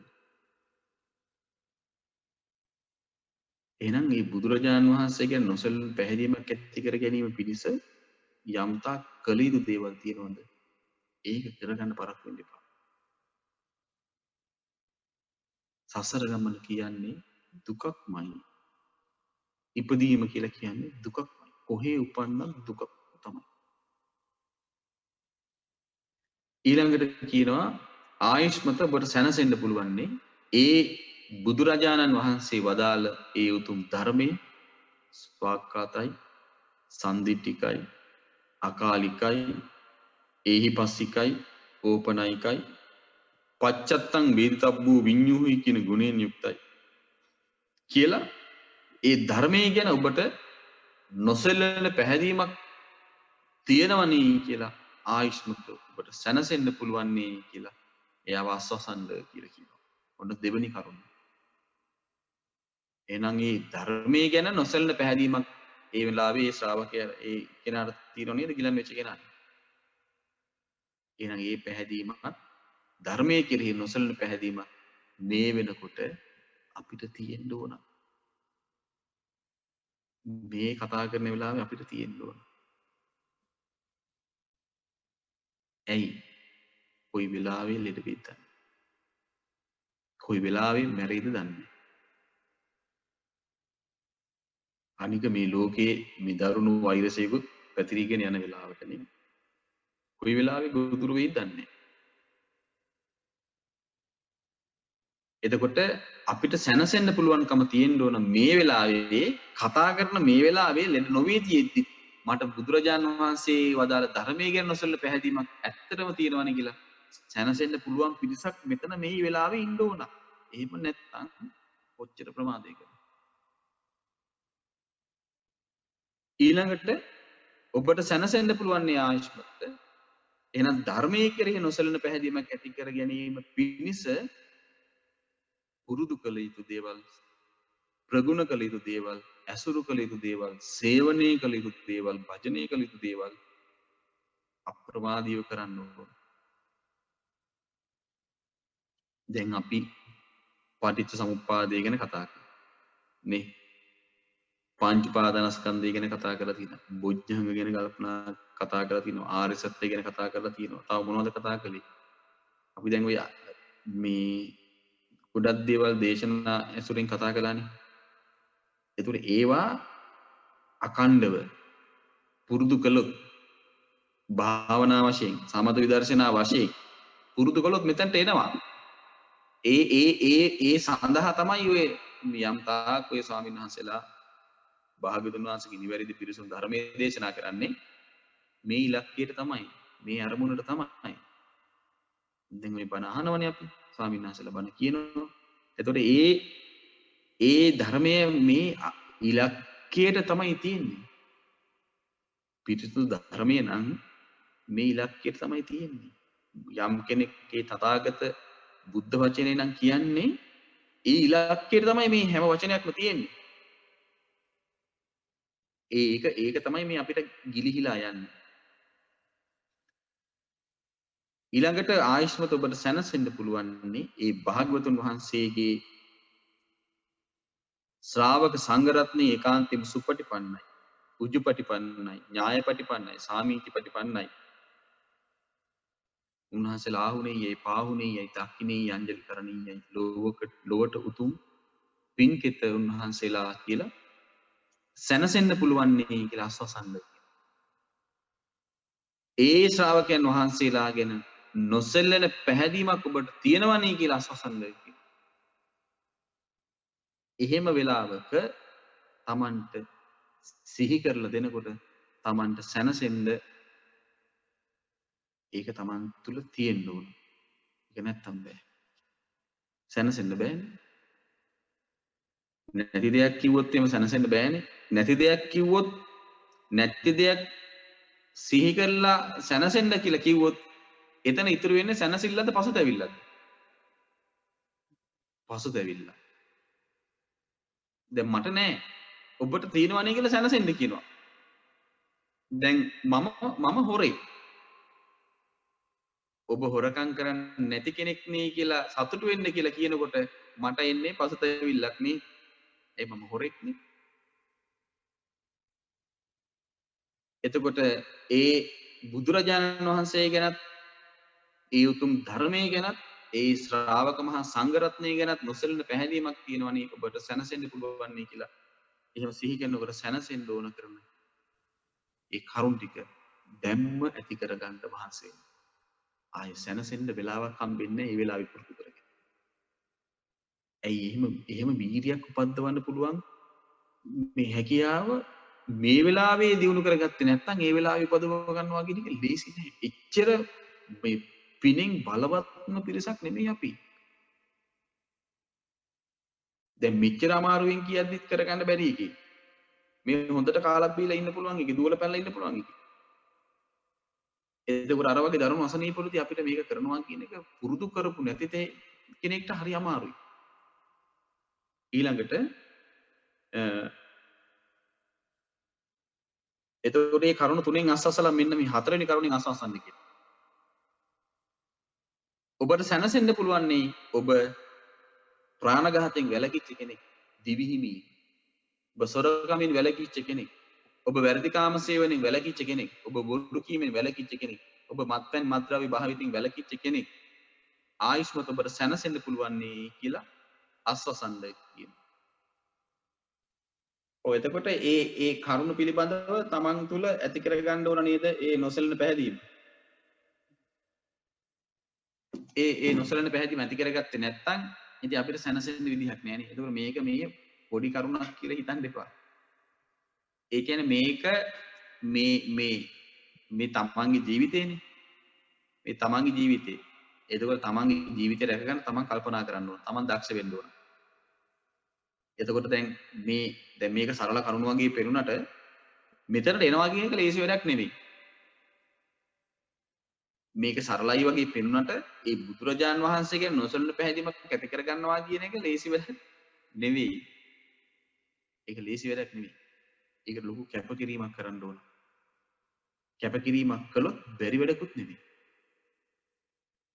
බැරි වැඩකුත් නෙවෙයි. ඊට පස්සේ මහානාමේනි ප්‍රඥාවන්ත උපාසකයා විසින් ඔන්න කරුණු හතරෙන් අස්වස්සලා රෝගී වූ කායික දුකට පත් බොහෝ ගිලන් වූ ප්‍රඥාවන්ත උපාසක තෙමේ උපාසකයාට අර විදිහේ කරුණු වලින් අස්වසලා ඒ උපාසකට මෙහෙම අවවාද කරන්න ඕන කියලා. මෙන්න මෙහෙම අවවාද කරන්න කියලා. මෙහෙම කියන්න කියනවා. මෙහෙම අහන්න කියනවා. ආයුෂ්මතුන්ට මව්පියන් පිළිබඳව අපේක්ෂාවක් තියෙනවද කියලා අහන්න කියනවා. ඔබට දෙමාපියන් පිළිබඳව ඔබ තුල අපේක්ෂාවක් තියෙනවද කියලා අහන්න කියනවා. දැන් මෙතන ඉන්නේ අර බුදුරජාන් වහන්සේ ගැන නොසලන පැහැදීමක් තියෙන, ධර්මයේ ගැන නොසලන පැහැදීමක් තියෙන, ශ්‍රාවක සංඝරත්නය ගැන නොසලන පැහැදීමක් තියෙන ආර්යකාන්ත සීලයක් රකින්න කෙනෙක් නේ. එතකොට බොරු කියන කෙනෙක්ද මෙතන ඉන්නේ? බොරු කියන කෙනෙක් නෙමෙයි මෙතන ඉන්නේ. එතකොට අහනවා මව්පියන් පිළිබඳව ඔබට අපේක්ෂාවක් තියෙනවද දෙමාපියන් පිළිබඳව? එතකොට බොරු කියන කෙනෙක් නෙමෙයි ඉන්නේ. එතකොට ඔහු කියනවා ඔව් මට දෙමාපියන් පිළිබඳව අපේක්ෂාවක් තියෙනවා. දෙමාපියන් පිළිබඳව මට අපේක්ෂාවක් තියෙනවා. මොකද බොරු කියන කෙනෙක් නෙමෙයි දැන් මෙතන ඉන්නේ. අපේක්ෂාවක් තියෙනවා නම් ඔහු කියනවා ඔව් ඇත්තටම දෙමාපියන් පිළිබඳව මට අපේක්ෂාවක් තියෙනවා. එතකොට අන්න ඒ වෙලාවේදී මෙන්න මෙහෙම කියන්නේ. දැන් ඔබට දෙමාපියන් පිළිබඳව අපේක්ෂාවක් තියෙනවා. හැබැයි ඔබ මේ මරණයට ලං වෙලා ඉන්න කෙනෙක්. ඔබ මරණයට ලං වෙලා ඉන්න කෙනෙක්. ඔබට දෙමාපියන් පිළිබඳව අපේක්ෂාවක් තිබුණත් ඒගොල්ලෝ මැරෙනවා. ඔබට දෙමාපියන් පිළිබඳව අපේක්ෂාවක් නැතත් ඒගොල්ලෝ මැරෙනවා. අපේක්ෂාවක් තිබුණත් නැතත් මැරෙනවා. අනික ඔබ මරණයට කැප වෙලා මරණයට ලං වෙලා මරණයේ සමීපේ ඉන්න කෙනෙක්. ඒ නිසා දෙමාපියන් පිළිබඳව අපේක්ෂාවක් තිබුණත් දෙමාපියෝ මැරෙනවා. අපේක්ෂාවක් නැතත් මැරෙනවා, තිබුණත් නැතත් මැරෙනවා. ඒ නිසා දෙමාපියන් පිළිබඳව අපේක්ෂාවක් තියෙනවා නම් අන්න ඒක අතහරින්න කියනවා. ඒතර අර කෙනා කියනවා අර ගිලන් වෙච්ච කෙනා දැන් ලෙඩ ඇනිදන් කියනවා හොඳයි. දෙමාපියන් පිළිබඳව මන් තුල අපේක්ෂාවක් තියෙනවනේ. මං ඊ අපේක්ෂාව අතහරින්නම් කියලා කියනවා. එතකොට මේ කතාව බලන්න චුට්ටක්. දැන් බොරු කියන කෙනෙක් නෙවෙයි. දෙමාපියන් පිළිබඳව අපේක්ෂාවක් තියෙනවා නම් ඒක අතහරින්න කියනකොට අතහැරලා කියනවා හොඳයි මං අතහරින්න බලාගෙන කියනවා හොඳයි මං අතහරින්නම්.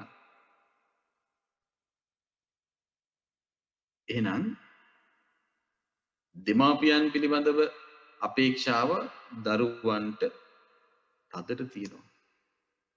එහෙම අපේක්ෂාවක් කියපු ගමන් අතහරින්න පුරුදු නොකරපු කෙනෙකුට බෑ.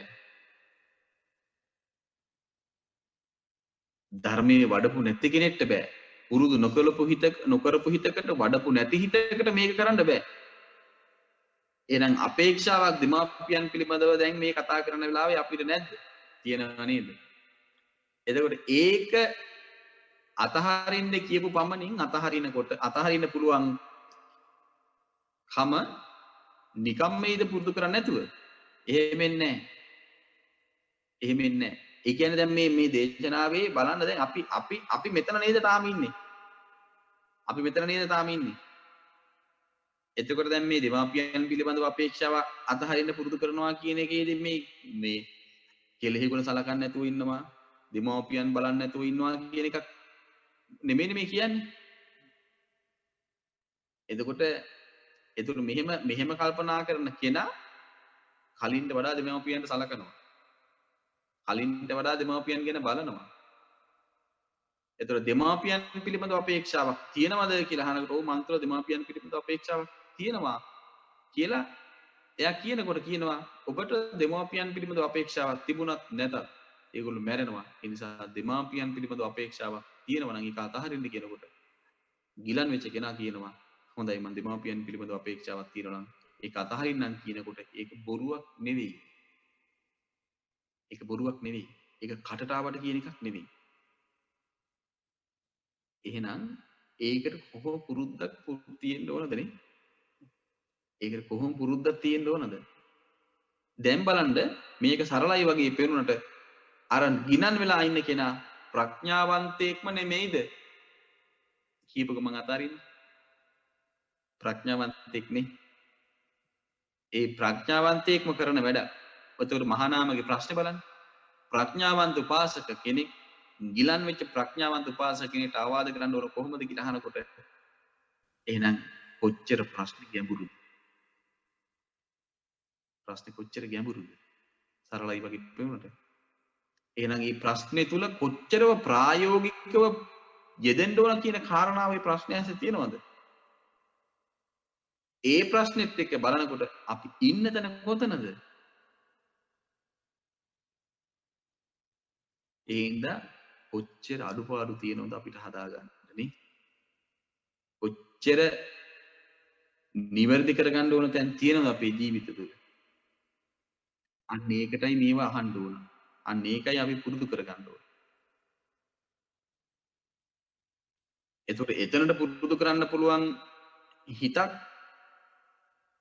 මේ අපිට හදාගන්න පුළුවන් ධර්මයක් තියෙද්දිත් අපි ප්‍රමාද වෙනවා කියන එක හරි පාඩුවක්. ඒ නිසා දැන් අපි දක්ෂ වෙන්න ඕන මෙන්න මේ දේවල් පුරුදු කරගන්න.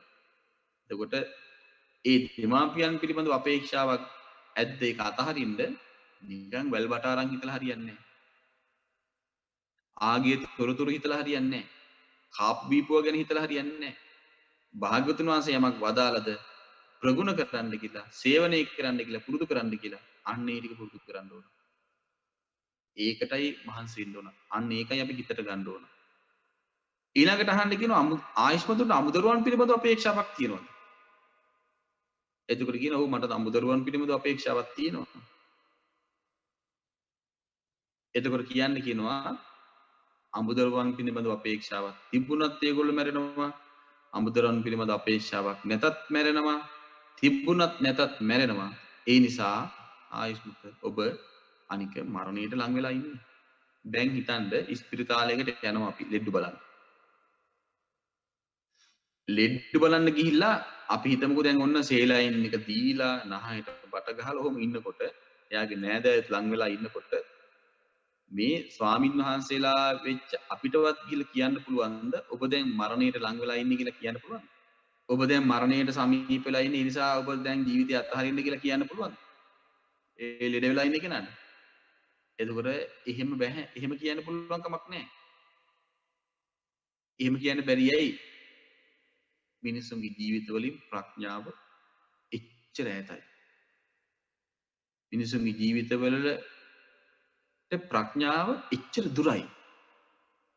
කතා කරන්න බෑ එහෙම එකක්. එහෙනම් ඒ කාලේ දැන් අර එක තැනක තියෙනවා මේ රහතන් වහන්සේලා දෙනමක් රහතන් කොහමරි අනිත් ස්වාමීන් වහන්සේ රහතන් වහන්සේ නමක් දිට මට මතක නැහැ. රහතන් වහන්සේ නමක් කියන කොහමරි ඒ රහතන් වහන්සේට සර්පයෙක් දෂ්ට කරනෝනේ. ඒ සර්පය දෂ්ට කරපු වෙලාවේ ඒ රහතන් වහන්සේ කියනවා අනේ ආයුෂ්මතුන් වහන්සේ මෙන්න මේක ගිල එළියෙන් තියන්නේ. මෙන්න මේක ගිල එළියෙන් තියන්නේ කියනවා. බොල් වීමිටක් උඩ දානකොට විසිරලා යනවා වගේ විසිරෙන්න කලින් මෙන්න මේ ගිල එළියෙන් තියන්නේ කියනවා. මෙන්න මේක කියන්නේ මොකටද? මේ තමන් වහන්සේගේ ශරීරයට. එතකොට බාහිර දෙයක් වගේ දැක්කේ. අනුන්ගේ දෙයක් වගේ දැක්කේ. එතකොට කොහොම ප්‍රඥාවක්ද? එතකොට මෙන්න මේක ගිල එළියෙන් තියන්නේ කියනවා. එහෙම කතාවක් කරන්න කොහොම මෝරු ප්‍රඥාවක් තියෙනවද බලන්න. මෙන්න මේක ගිල එළියෙන් තියන්න මේ බොල් වීමිටක් උඩ දානකොට විසිරෙනවා වගේ විසිරෙන්න කලින් මෙන්න මේ ගිල එළියෙන් තියන්න කියලා. එහෙම ජීවිත අවබෝධයක් යම් කෙනෙක් ලැබෙනවා නම් කොච්චර සැනසෙල්ලක්ද? අද කාලේ හරපේ ගැහුවොත් කෂ්ට කරොත් පැත්තකින් තියන්න හූනෙක් එකට වැටුණොත් කැරපොත් එක්ක අත දිගේ ගියොත් දැන් කැරපොත්ත කෑවම මැරෙනවද? නෑ කැරපොත්ත පොඩ්ඩක් අත දිගේ ගියොත් එහෙම අපි දඟලන දැඟලිල්ල. එතකොට එහෙම බලනකොට අපේ ජීවිත අවබෝධය කොච්චර දුරද? එතකොට අමුදරුවන් පිළිබඳව අපේක්ෂාවක් තියෙනවා නම් ඔබ ඒක අතහරින්න කියනකොට අර අතහරින්න ලෑස්ති. කොහොමද බලන්නකෝ මේ වඩපු හිතක ස්වභාවය. ඊළඟට කියනවා දැන් මේ මනුස්ස ලෝකයේ තියෙන පංචකාමයේ තියෙනවනේ. ඔබට මේ මනුස්ස ලෝකයේ පිළිබඳව මේ මනුස්ස ලෝකයේ තියෙන මේ කාමයන් කෙරෙහි ඔබේ හිතේ කැමැත්තක් තියෙනවද? ඔව් මගේ හිතේ කැමැත්තක් තියෙනවා.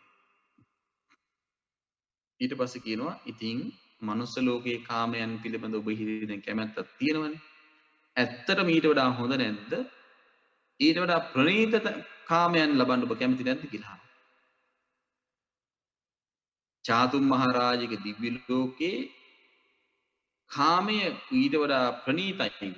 ඉතින් එහුවගේ මේ මනුස්ස ලෝකේ කාමයන් ගැන මොකට හිතා ඉන්නවද කියලා. ඒ නිසා ඔබ මේ මනුස්ස ලෝකේ කෙරෙහි මනුස්ස ලෝකයේ තියෙන කාමයන් කෙරෙහි තියෙන අපේක්ෂාව අතහැරලා චාතුම් මහරජගේ දිව්‍ය ලෝකයේ තියෙන කාමයන් ගැන හිත පවත් ගන්න ඕක කියලා. හොඳයි කියලා. මං එහෙම කරන්නම් කියලා. එතකොට දැන් බලන්න දැන් මනුස්ස ලෝකයේ තියෙන කාමයන් කෙරෙහි කැමැත්තක් තියෙනවද? ඔව්. ඊට වඩා හොඳ නැද්ද චාතුම් මහරජගේ දිව්‍ය ලෝකයේ තියෙන කාමයන් කෙරෙහි හිතේ කැමැත්ත ඇති කරගෙන. හොඳයි කමක් නැහැ කියනවා. එහෙම කියන්න එයාට සුදුසුකම් තියෙන්න ඕනේ නේද? දැන් ඔන්න මම කියනවා දැන් මංගේ අතේ 7-5ක්වත් නැහැ. රුපියලක්වත් නැහැ. පාස්පෝර්ට් එකක් නැහැ. මොකුත් නැහැ. කිසිම හැකියාවකුත් නැහැ. බස් එක යන්න සල්ලිත් නැති මම කියනවා මං දැන් යනවා පිට රටකට. කියලා කිව්ව පමණින් මට යන්න පුළුවන්ද?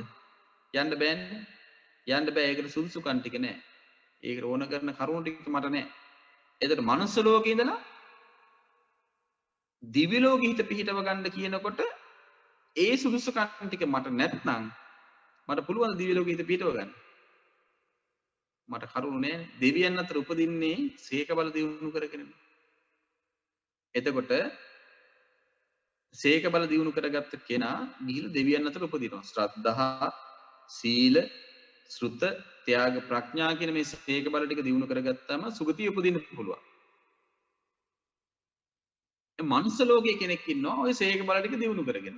ශ්‍රද්ධාව, සීලය, ශ්‍රුතය, ත්‍යාගය, ප්‍රඥාව කියන ඔය සීක බල ටික දියුණු කරගෙන ඉන්නවා.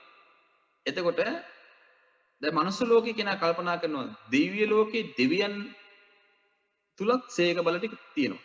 සීක බල තියෙනවා. මේ මන් තුලත් සීක බල තියෙනවා. එතකොට දෙවියන් අතර උපන්නේ සීක බල දියුණු කරගෙන.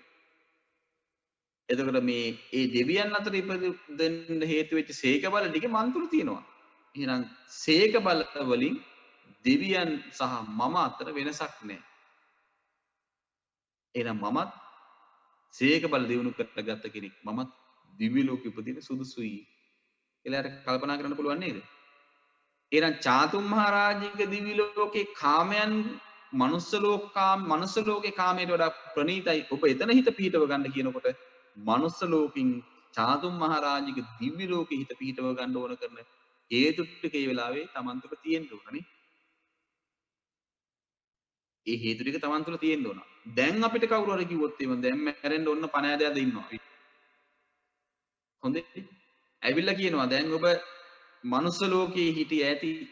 දැන් ඔබ මනුස්ස ලෝකේ අතහැරලා යන්නේ. චාතුම් මහරජාගේ දිව්‍ය ලෝකෙ හිත පිහිටව ගන්න කිව්වොත් ඒ චාතුම් මහරජාගේ දිව්‍ය ලෝකෙ පිහිටව ගන්න හිත පිහිටව ගන්න අර සේකක බල ටික මේ වෙනකොට හිත තුල තියෙන්න ඕනේ දිනු වෙලා. එහෙනම් ඒතර හිතේ දැන් මේක තමන්ගේ හෘද සාක්ෂියත් එක්කනේ කටයුතු කරන්න දැන් මෙතනදී නේ තමන් කරපු දේ නොකරපු දේ පිළිබඳව තමන් දන්නවනේ. එහෙනම් සේක බල ටික මන් තුල නැත්නම් ශ්‍රද්ධාව මන් තුල නැත්නම් සිල්වත් බව මන් තුල නැත්නම් ඊළඟට දහම් දැනුමත් මන් තුල නැත්නම් ත්‍යාගයත් මන් පුරුදු කරලා නැත්නම් ප්‍රඥාවත් මන් තුල නැත්නම් මම කොහොමද දෙවියන් හා මම අතර මේ කරුණු සමානයි කියලා හිතන්න විදිහක් නෑ. එහෙනම් කොච්චර බුද්ධිමත් වෙන්න ඕනද? කොච්චර දක්ෂ වෙන්න ඕනද? ඒ සීක බල ටික මේ වෙනකොට ජීවිතය තුළ උපදවගෙන තියාගන්න. පේනවද එතකොට දැන් අපි ඉන්න තැන? දැන් බලන්න තම තමන් ගැන හිතලා බලන්න මේ වෙලාවේ මලොත් මන් මේ දෙවියන් අතර උපදින්න ඕන කරන සුදුසුකම් ටික මන් තුළ තියෙනවද නැද්ද කියලා විපිලිසර බවක් එන්න විදියක් නෑ. විපිලිසර බවක් මේ වෙලාවේ ඇති වෙන්න බෑ. කෙලින්ම පිහිටපු වචන පාවිච්චි කරන්න පුළුවන්කම තියෙනුන නෑ. මම යනවම තමයි. ඒක මේ පැත්තට ඒ පැත්තට හෙලවි තියෙන්න පුළුවන් එකක් නෙවෙයි. එතකොට Taman තුල ඒ ටික තියෙන්න ඕන. දැන් චාතුම් මහරජාගේ දිව්‍ය ලෝකෙ මෙයා හිත පිහිටව ගන්නවා. ඊට පස්සේ කියනවා ඉතින් චාතුම් මහරජාගේ දිව්‍ය ලෝකේට වඩා කොච්චර හොඳද කොච්චර ප්‍රණීතද කොච්චර මනහරද තව්තිසාව. ඉතින් තව්තිසාව එච්චර ප්‍රණීත එච්චර සුන්දර එච්චර මනහරයි. ඉතින් ඔබ මොකද චාතුම් මහරජාගේ හිත පිහිටව ගන්න. තව්තිසාව හිත පිහිටව ගන්න ඕන කියනවා. එතකොට කියනවා හොඳයි මම තව්තිසාව හිත පිහිටව ගන්නම් කියලා. ඒ දැන් මේ කියන්නේ මේ තව්තිසාවේවත් චාතුම් මහරජාගේ හිත පිහිටව ගන්න කියලා මේ කියන්නේ. ඒ කියන්නේ මේ එතනට මේ දිව්‍ය ලෝකවල උපදින්න මේ සමාදම් කරනවා නෙමෙයි මේ. ඉගෙන මේ වෙනකොට මේ ಗುಣධර්ම ටික Taman තුල තියෙන්න ඕනයි කියලා මේ කියන්නේ. නැතුව චාතුම් මහරජාගේ කියලා උපදින්නත් තාවතින්සේ කියලා උපදින්නවත් කියනවා නෙමෙයි මේ. දැන් අපිට එතනින් අතර වෙන්න උවමනාවක් නැහැනේ. ඉලක්කය තියෙන්න ඕන මේ ජීවිතය අවබෝධ කරගන්න. ඒ ජීවිත අවබෝධ කරගන්න යන ගමනේදී මේ ධර්මයේ පුරුදු කරගෙන ඒ ශ්‍රාවකයාට හිමි වෙන තැන ටික මේ කියන්නේ. නැතුව මෙතන නතර වෙන්නේ නෙමෙයි මේ කියන්නේ. දැන් ඉස්සරහට යනකොට තව තේරෙයි. එතකොට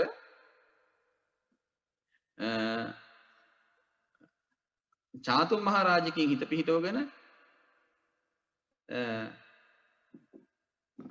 ඉන්නකොට කියනවා තාවතින්සි හිත පිහිටව ගන්න කියනවා. තාවතින්සි හිත පිහිටව ගන්න කියලා තාවතින්සි හොඳයි මම තාවතින්සි හිත පිහිටව ගන්නම් කියනවා. තාවතින්සි හිත පිහිටව ගන්න කියනකොට තාවතින්සි හිත පිහිටව ගත්තට පස්සේ කියනවා ඇත්තටම දැන් තියෙනවනේ සුදුසුකම් තියෙන චරිතයක් මේ. සීක බල වලින් දියුණු වෙච්ච චරිතයක් මේ ඉන්නේ. තාවතින්සි හිත පිහිටව ගත්තට පස්සේ කියනවා තාවතින්සි දිවිලුවට වඩා කොච්චර හොඳද කොච්චර ප්‍රණීතද කොච්චර සුන්දරද මනහරද තුසිත දෙව්ලොව. තුසිත දෙව්ලොව කොච්චර හොඳද කියලා අහනවා. ඉතින් ඔබ තුසිත දෙව්ලොව හිත පිහිටව ගන්නකො. එතන නතර වෙන්නේ නැතුව චාතුම් මහරජා. ඒතකොට කියන හොඳයි මං තුසිත දෙව්ලොව හිත පිහිට ගන්න. දැන් බලන්න මේ ශ්‍රාවකයාගේ ඉතින් අනුකම්පාවනේ. දැන් කොහෙද හිටියේ? දැන් අඹදරුවන් දෙමාපියන් පිළිබඳ අපේක්ෂාවක් තියාගෙන හිටපු කෙනෙක් මේ. දැන් මේ හිත ටික හිත එයාගේ අරගෙන එනවා. එයාව අරගෙන එනවා. දැන් මෙන්න චාතුම් මහරජාගේ හිටියා. දැන් තාවතින්සේ හිටියා. දැන් තුසිතේට හිත අරගෙන ආවා. තුසිතේ හිත පිහිටවගෙන ඉන්න වෙලාවේ කියනවා තුසිතේට වඩා කොච්චර හොඳද නිම්මාන රති. ඔබ නිම්මාන රති හිත පිහිටව ගන්න. නිම්මාන රතිය හිත පිහිටව ගන්න කියනවා. හොඳයි මම නිම්මාන රතිය හිත පිහිටව ගන්නම්. එතකොට ඒ කියන වෙලාවේ නිම්මාන රතියේ හරි කොහේ හරි දිවි ලෝකෙ පිහිට ගන්න එයා තුළ කොච්චර ආත්ම විශ්වාසයක් තියෙන්න ඕනද? මං හරි මට පුළුවන් කියන එක. එහෙම නැත්නම් මේ කරන්න බෑ. මේ කරන්න බෑ. එතකොට නිම්මාන රතිය හිත පිහිටව ගත්තට පස්සේ කියනවා නිම්මාන රතියට වඩා කොච්චර හොඳද පරිනිම්මිත වසවත් දිවි ලෝක. ඒ නිසා ඔබට සුදුසුකම් තියෙනවනේ. ඒ නිසා පරිනිම්මිත වසවත් දිවි ලෝක හිත පිහිටව ගන්න. හොඳයි මම පරිනිම්මිත වසවත් දිවි ලෝක හිත පිහිටව ගන්න. පරිනිම්මිත වසවත් දිවි ලෝක හිත පිහිටව ගත්තට පස්සේ කියනවා පරිනිම්මිත වසවත් දිවි ලෝකවල කොච්චර හොඳද බඹලොව. බඹලොව කොච්චර හොඳද? ඊට වඩා හොඳ නැද්ද පරිනිම්මිත වසවත් දිවි ලෝකේ තියෙනවට වඩා හිත පිහිටව ගන්නට වඩා හොඳ නැද්ද බඹලොව හිත පිහිටව ගත්තා. හොඳයි මම බඹලොව හිත පිහිටව ගන්නම් කියනවා. ඕන්න දැන් මෙයා බඹලොව හිත පිහිටව ගත්තා. එතකොට බඹලොව හිත පිහිටව ගන්න එයා තුළ දියුණු කරගන්න ඕන ධර්මයන් ටික ඒ වෙලාවේ දියුණු කරගෙන නේද එහෙනම්. දැන් පේනවද භාවනාවක් පුරුදු කිරීමේ වටිනාකම?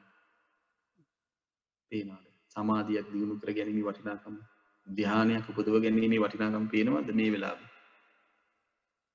එතකොට භාවනා කරන්න ඕනේ සෝතාපන්න වෙන්න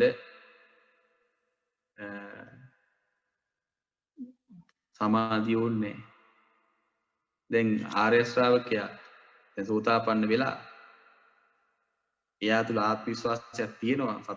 භාග්‍යවතුන් වහන්සේ ගැන, ධර්මයේ ගැන, ශ්‍රාවක සංඝ රත්නය ගැන නොසැලෙන පැහැදීමක් තියෙනවා කියලා. එහෙනම් එයා එතන සමාධිය වඩලා නැද්ද? සමතේ වඩලා නැද්ද? සමතෙන් එයා දියුණුවක් කරා ගිහලා නැද්ද? ඒක බඹලොවද හිත දියුණු කරගන්න එයාට ඉපැයි. ඒකෙන් අනුග්‍රහයනේ. දැන් බඹලොව හිත පිහිටව ගත්තා. දැන් බඹලොව හිත පිහිටව ගන්නකොට කියනවා දැන් පරිනිම්මිත වසවත දිවි ලෝකෙන් බඹලොව හිත පිහිටව ගත්තට පස්සේ කියනවා ඇත්තටම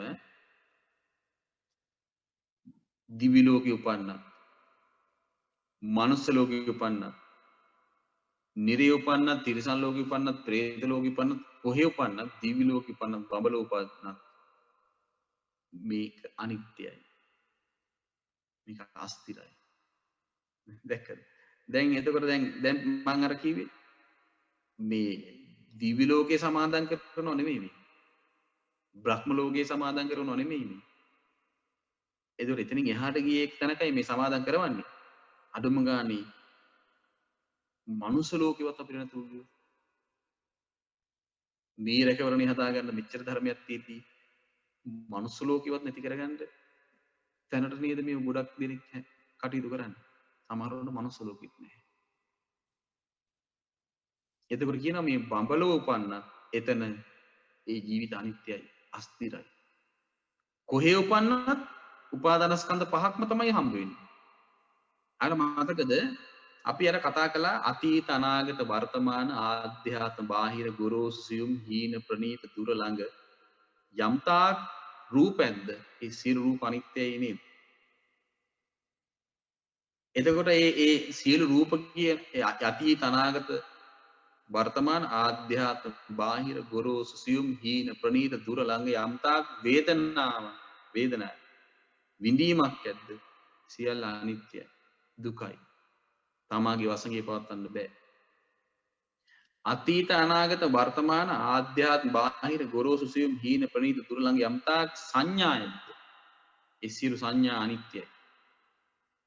අතීත අනාගත වර්තමාන ආධ්‍යාත්ම බාහිර ගොරෝසු සියුම් හීන ප්‍රනීත දුර ළඟ යම්තාක් චේතනායක්ද අනිත්‍යයි.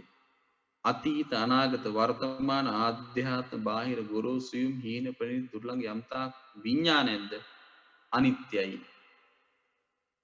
මෙන්න මේ විදිහට සිහි කරනකොට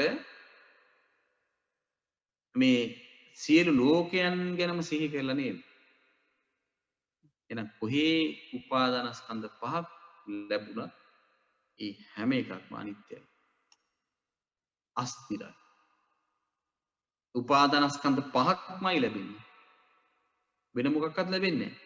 එහෙනම් මේ උපාදානස්කන්ධ පහ අනිත්‍යයි නම් අස්තිරයි නම් කොහේ ලැබුණත් වැඩක් නෑ නේද?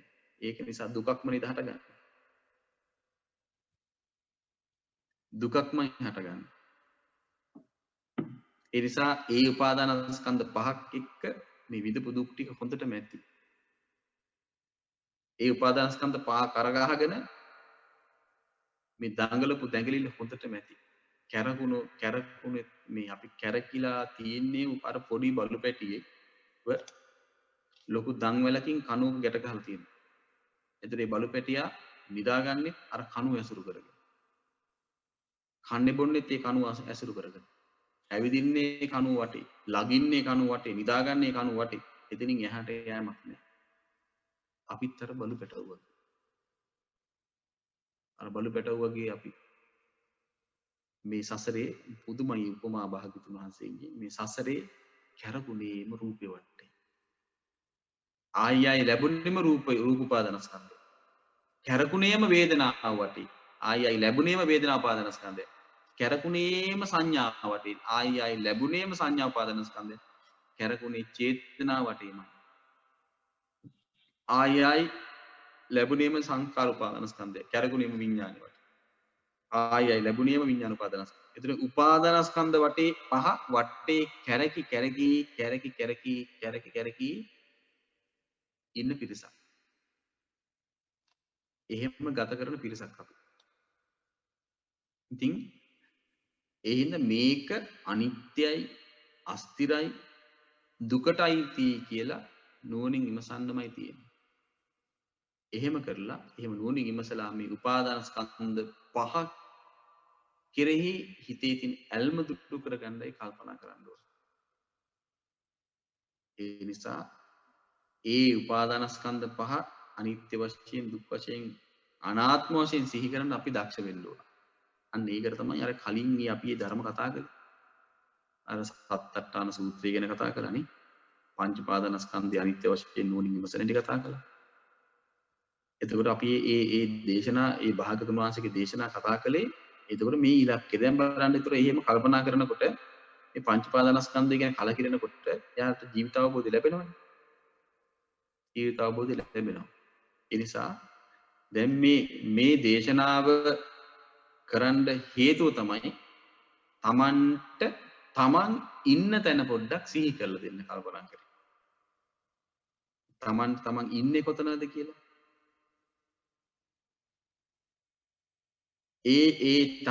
තමන් ඉන්න තැන තේරුනේ නැත්තම් ඒක හරි පාඩුවක්. ඒ කියන්නේ අරහත්ත්වයේ දක්වා අපි හිතමු අනාගාමී ශ්‍රාවකයන් වහන්සේටත් තමන් ඉන්න තැන තේරුම් නැත්තම් අර එතකොට උද්දම්භාගී සංයෝජන ටිකත් ප්‍රහාණය කරගන්න බෑ නේද? ඒ තමන් ඉන්න තැන තේරුම් ගන්න බෑ කියන එතන අන්ධ වෙලා නෙමෙයි. තමන් ඉන්නේ කෙලෙස් එක්ක කියලා ඒ වෙලාවේ සිහිය පිහිටව ගන්න බැරුගෙත් අර මතකද අර අනාගාමී වෙච්ච ස්වාමීන් වහන්සේලමක් අර කලින් ගත්ත බීරි අතහැරලා තියෙනකොට බුදුරජාන් වහන්සේ දේශනා කරපු කාරණා අසුචි ටිකක් තිබ්බත් ගොඩක් තිබ්බත් ඒ අසුචි ගඳමයි එන්නේ. සැරව ටිකක් තිබ්බත් ගොඩක් තිබ්බත් ඒ සැරව ගඳමයි එන්නේ. ලේ ටිකක් තිබ්බත් පොඩ්ඩක් තිබ්බත් ඒ ලේ ගඳමයි එන්නේ තැන් දෙකෙන්ම. එතකොට භවය කියන එක තථාගතයන් වහන්සේලා සුළු මොහොතකටවත් වර්ණනා කරන්නේ නැහැ. භවය කියන එක මොහොතකටවත් තථාගතයන් වහන්සේලා වර්ණනා කරන්නේ නැහැ. එහෙනම් තමන් ඉන්න තැන උත්තර තේරුම් ගන්න ඕන මං කොතනද ඉන්නේ කියලා. හොඳට බලන්න මම බුදුරජාන් වහන්සේගේ නොසලන පැහැදීම සහිතවද ඉන්නේ නැත්තම් පාඩුවක්. ආගතුන් වහන්සේ වදාළ ධර්මයේ කියන නොසලන පැහැදීමක් සහිතවද ඉන්නේ නැත්තම් පාඩුයි. ශ්‍රාවක මහා සංඝ රත්නයේ කියන නොසලන පැහැදීමක් සහිතවද ඉන්නේ නැත්තම් පාඩුයි. අනතුරක්. හානියක්. ඊළඟට බලන්න මං රකින්න සීලය කැඩෙන්නේ නැති, සිදුරු නැති, පැල්ලන්නේ නැති, ගරහා නැති පිරිසුදු සීලයක්ද මට තියෙන්නේ කියලා කල්පනා. එහෙම නැත්තම් හිස ගින්නි ගත්ත ගෙදේ ඒ ගින්න නිවන්න යම් උත්සාහයක් මහන්සියක් ගන්නවද? අන්න ඒ වගේ උත්සාහයක් මහන්සියක් ගන්න ඕන. ඒ පරම ශ්‍රේෂ්ඨ ගම්භීර දේවල් ඒ ධර්මයන් තමන්ගේ ජීවිතය තුළ උපදව ගන්න. නැත්තම් අසරණව මැරෙන්න වෙන්නේ. නැත්තම් ආයේ සසරටමයි වැටෙන්නේ. එහෙම ඒ සෝතාපට්ටි අංග ටික දිනු කරගත්තොත් උපරිම ආත්ම භාව 7කින් මේ දුක අවසන් කරනවා. දුකින් නිදහස් වෙන්න පුළුවන්. ඉතින් ඒ නිසා මේ පින්වත් හැම දිනාටම මේ ශ්‍රවණය කළ ධර්මය ඒකාන්තයෙන්ම සංයෝජන ධර්මයන් ප්‍රහාණය කරගෙන ඉපදෙන මරණ දුක් සහිත සසරින්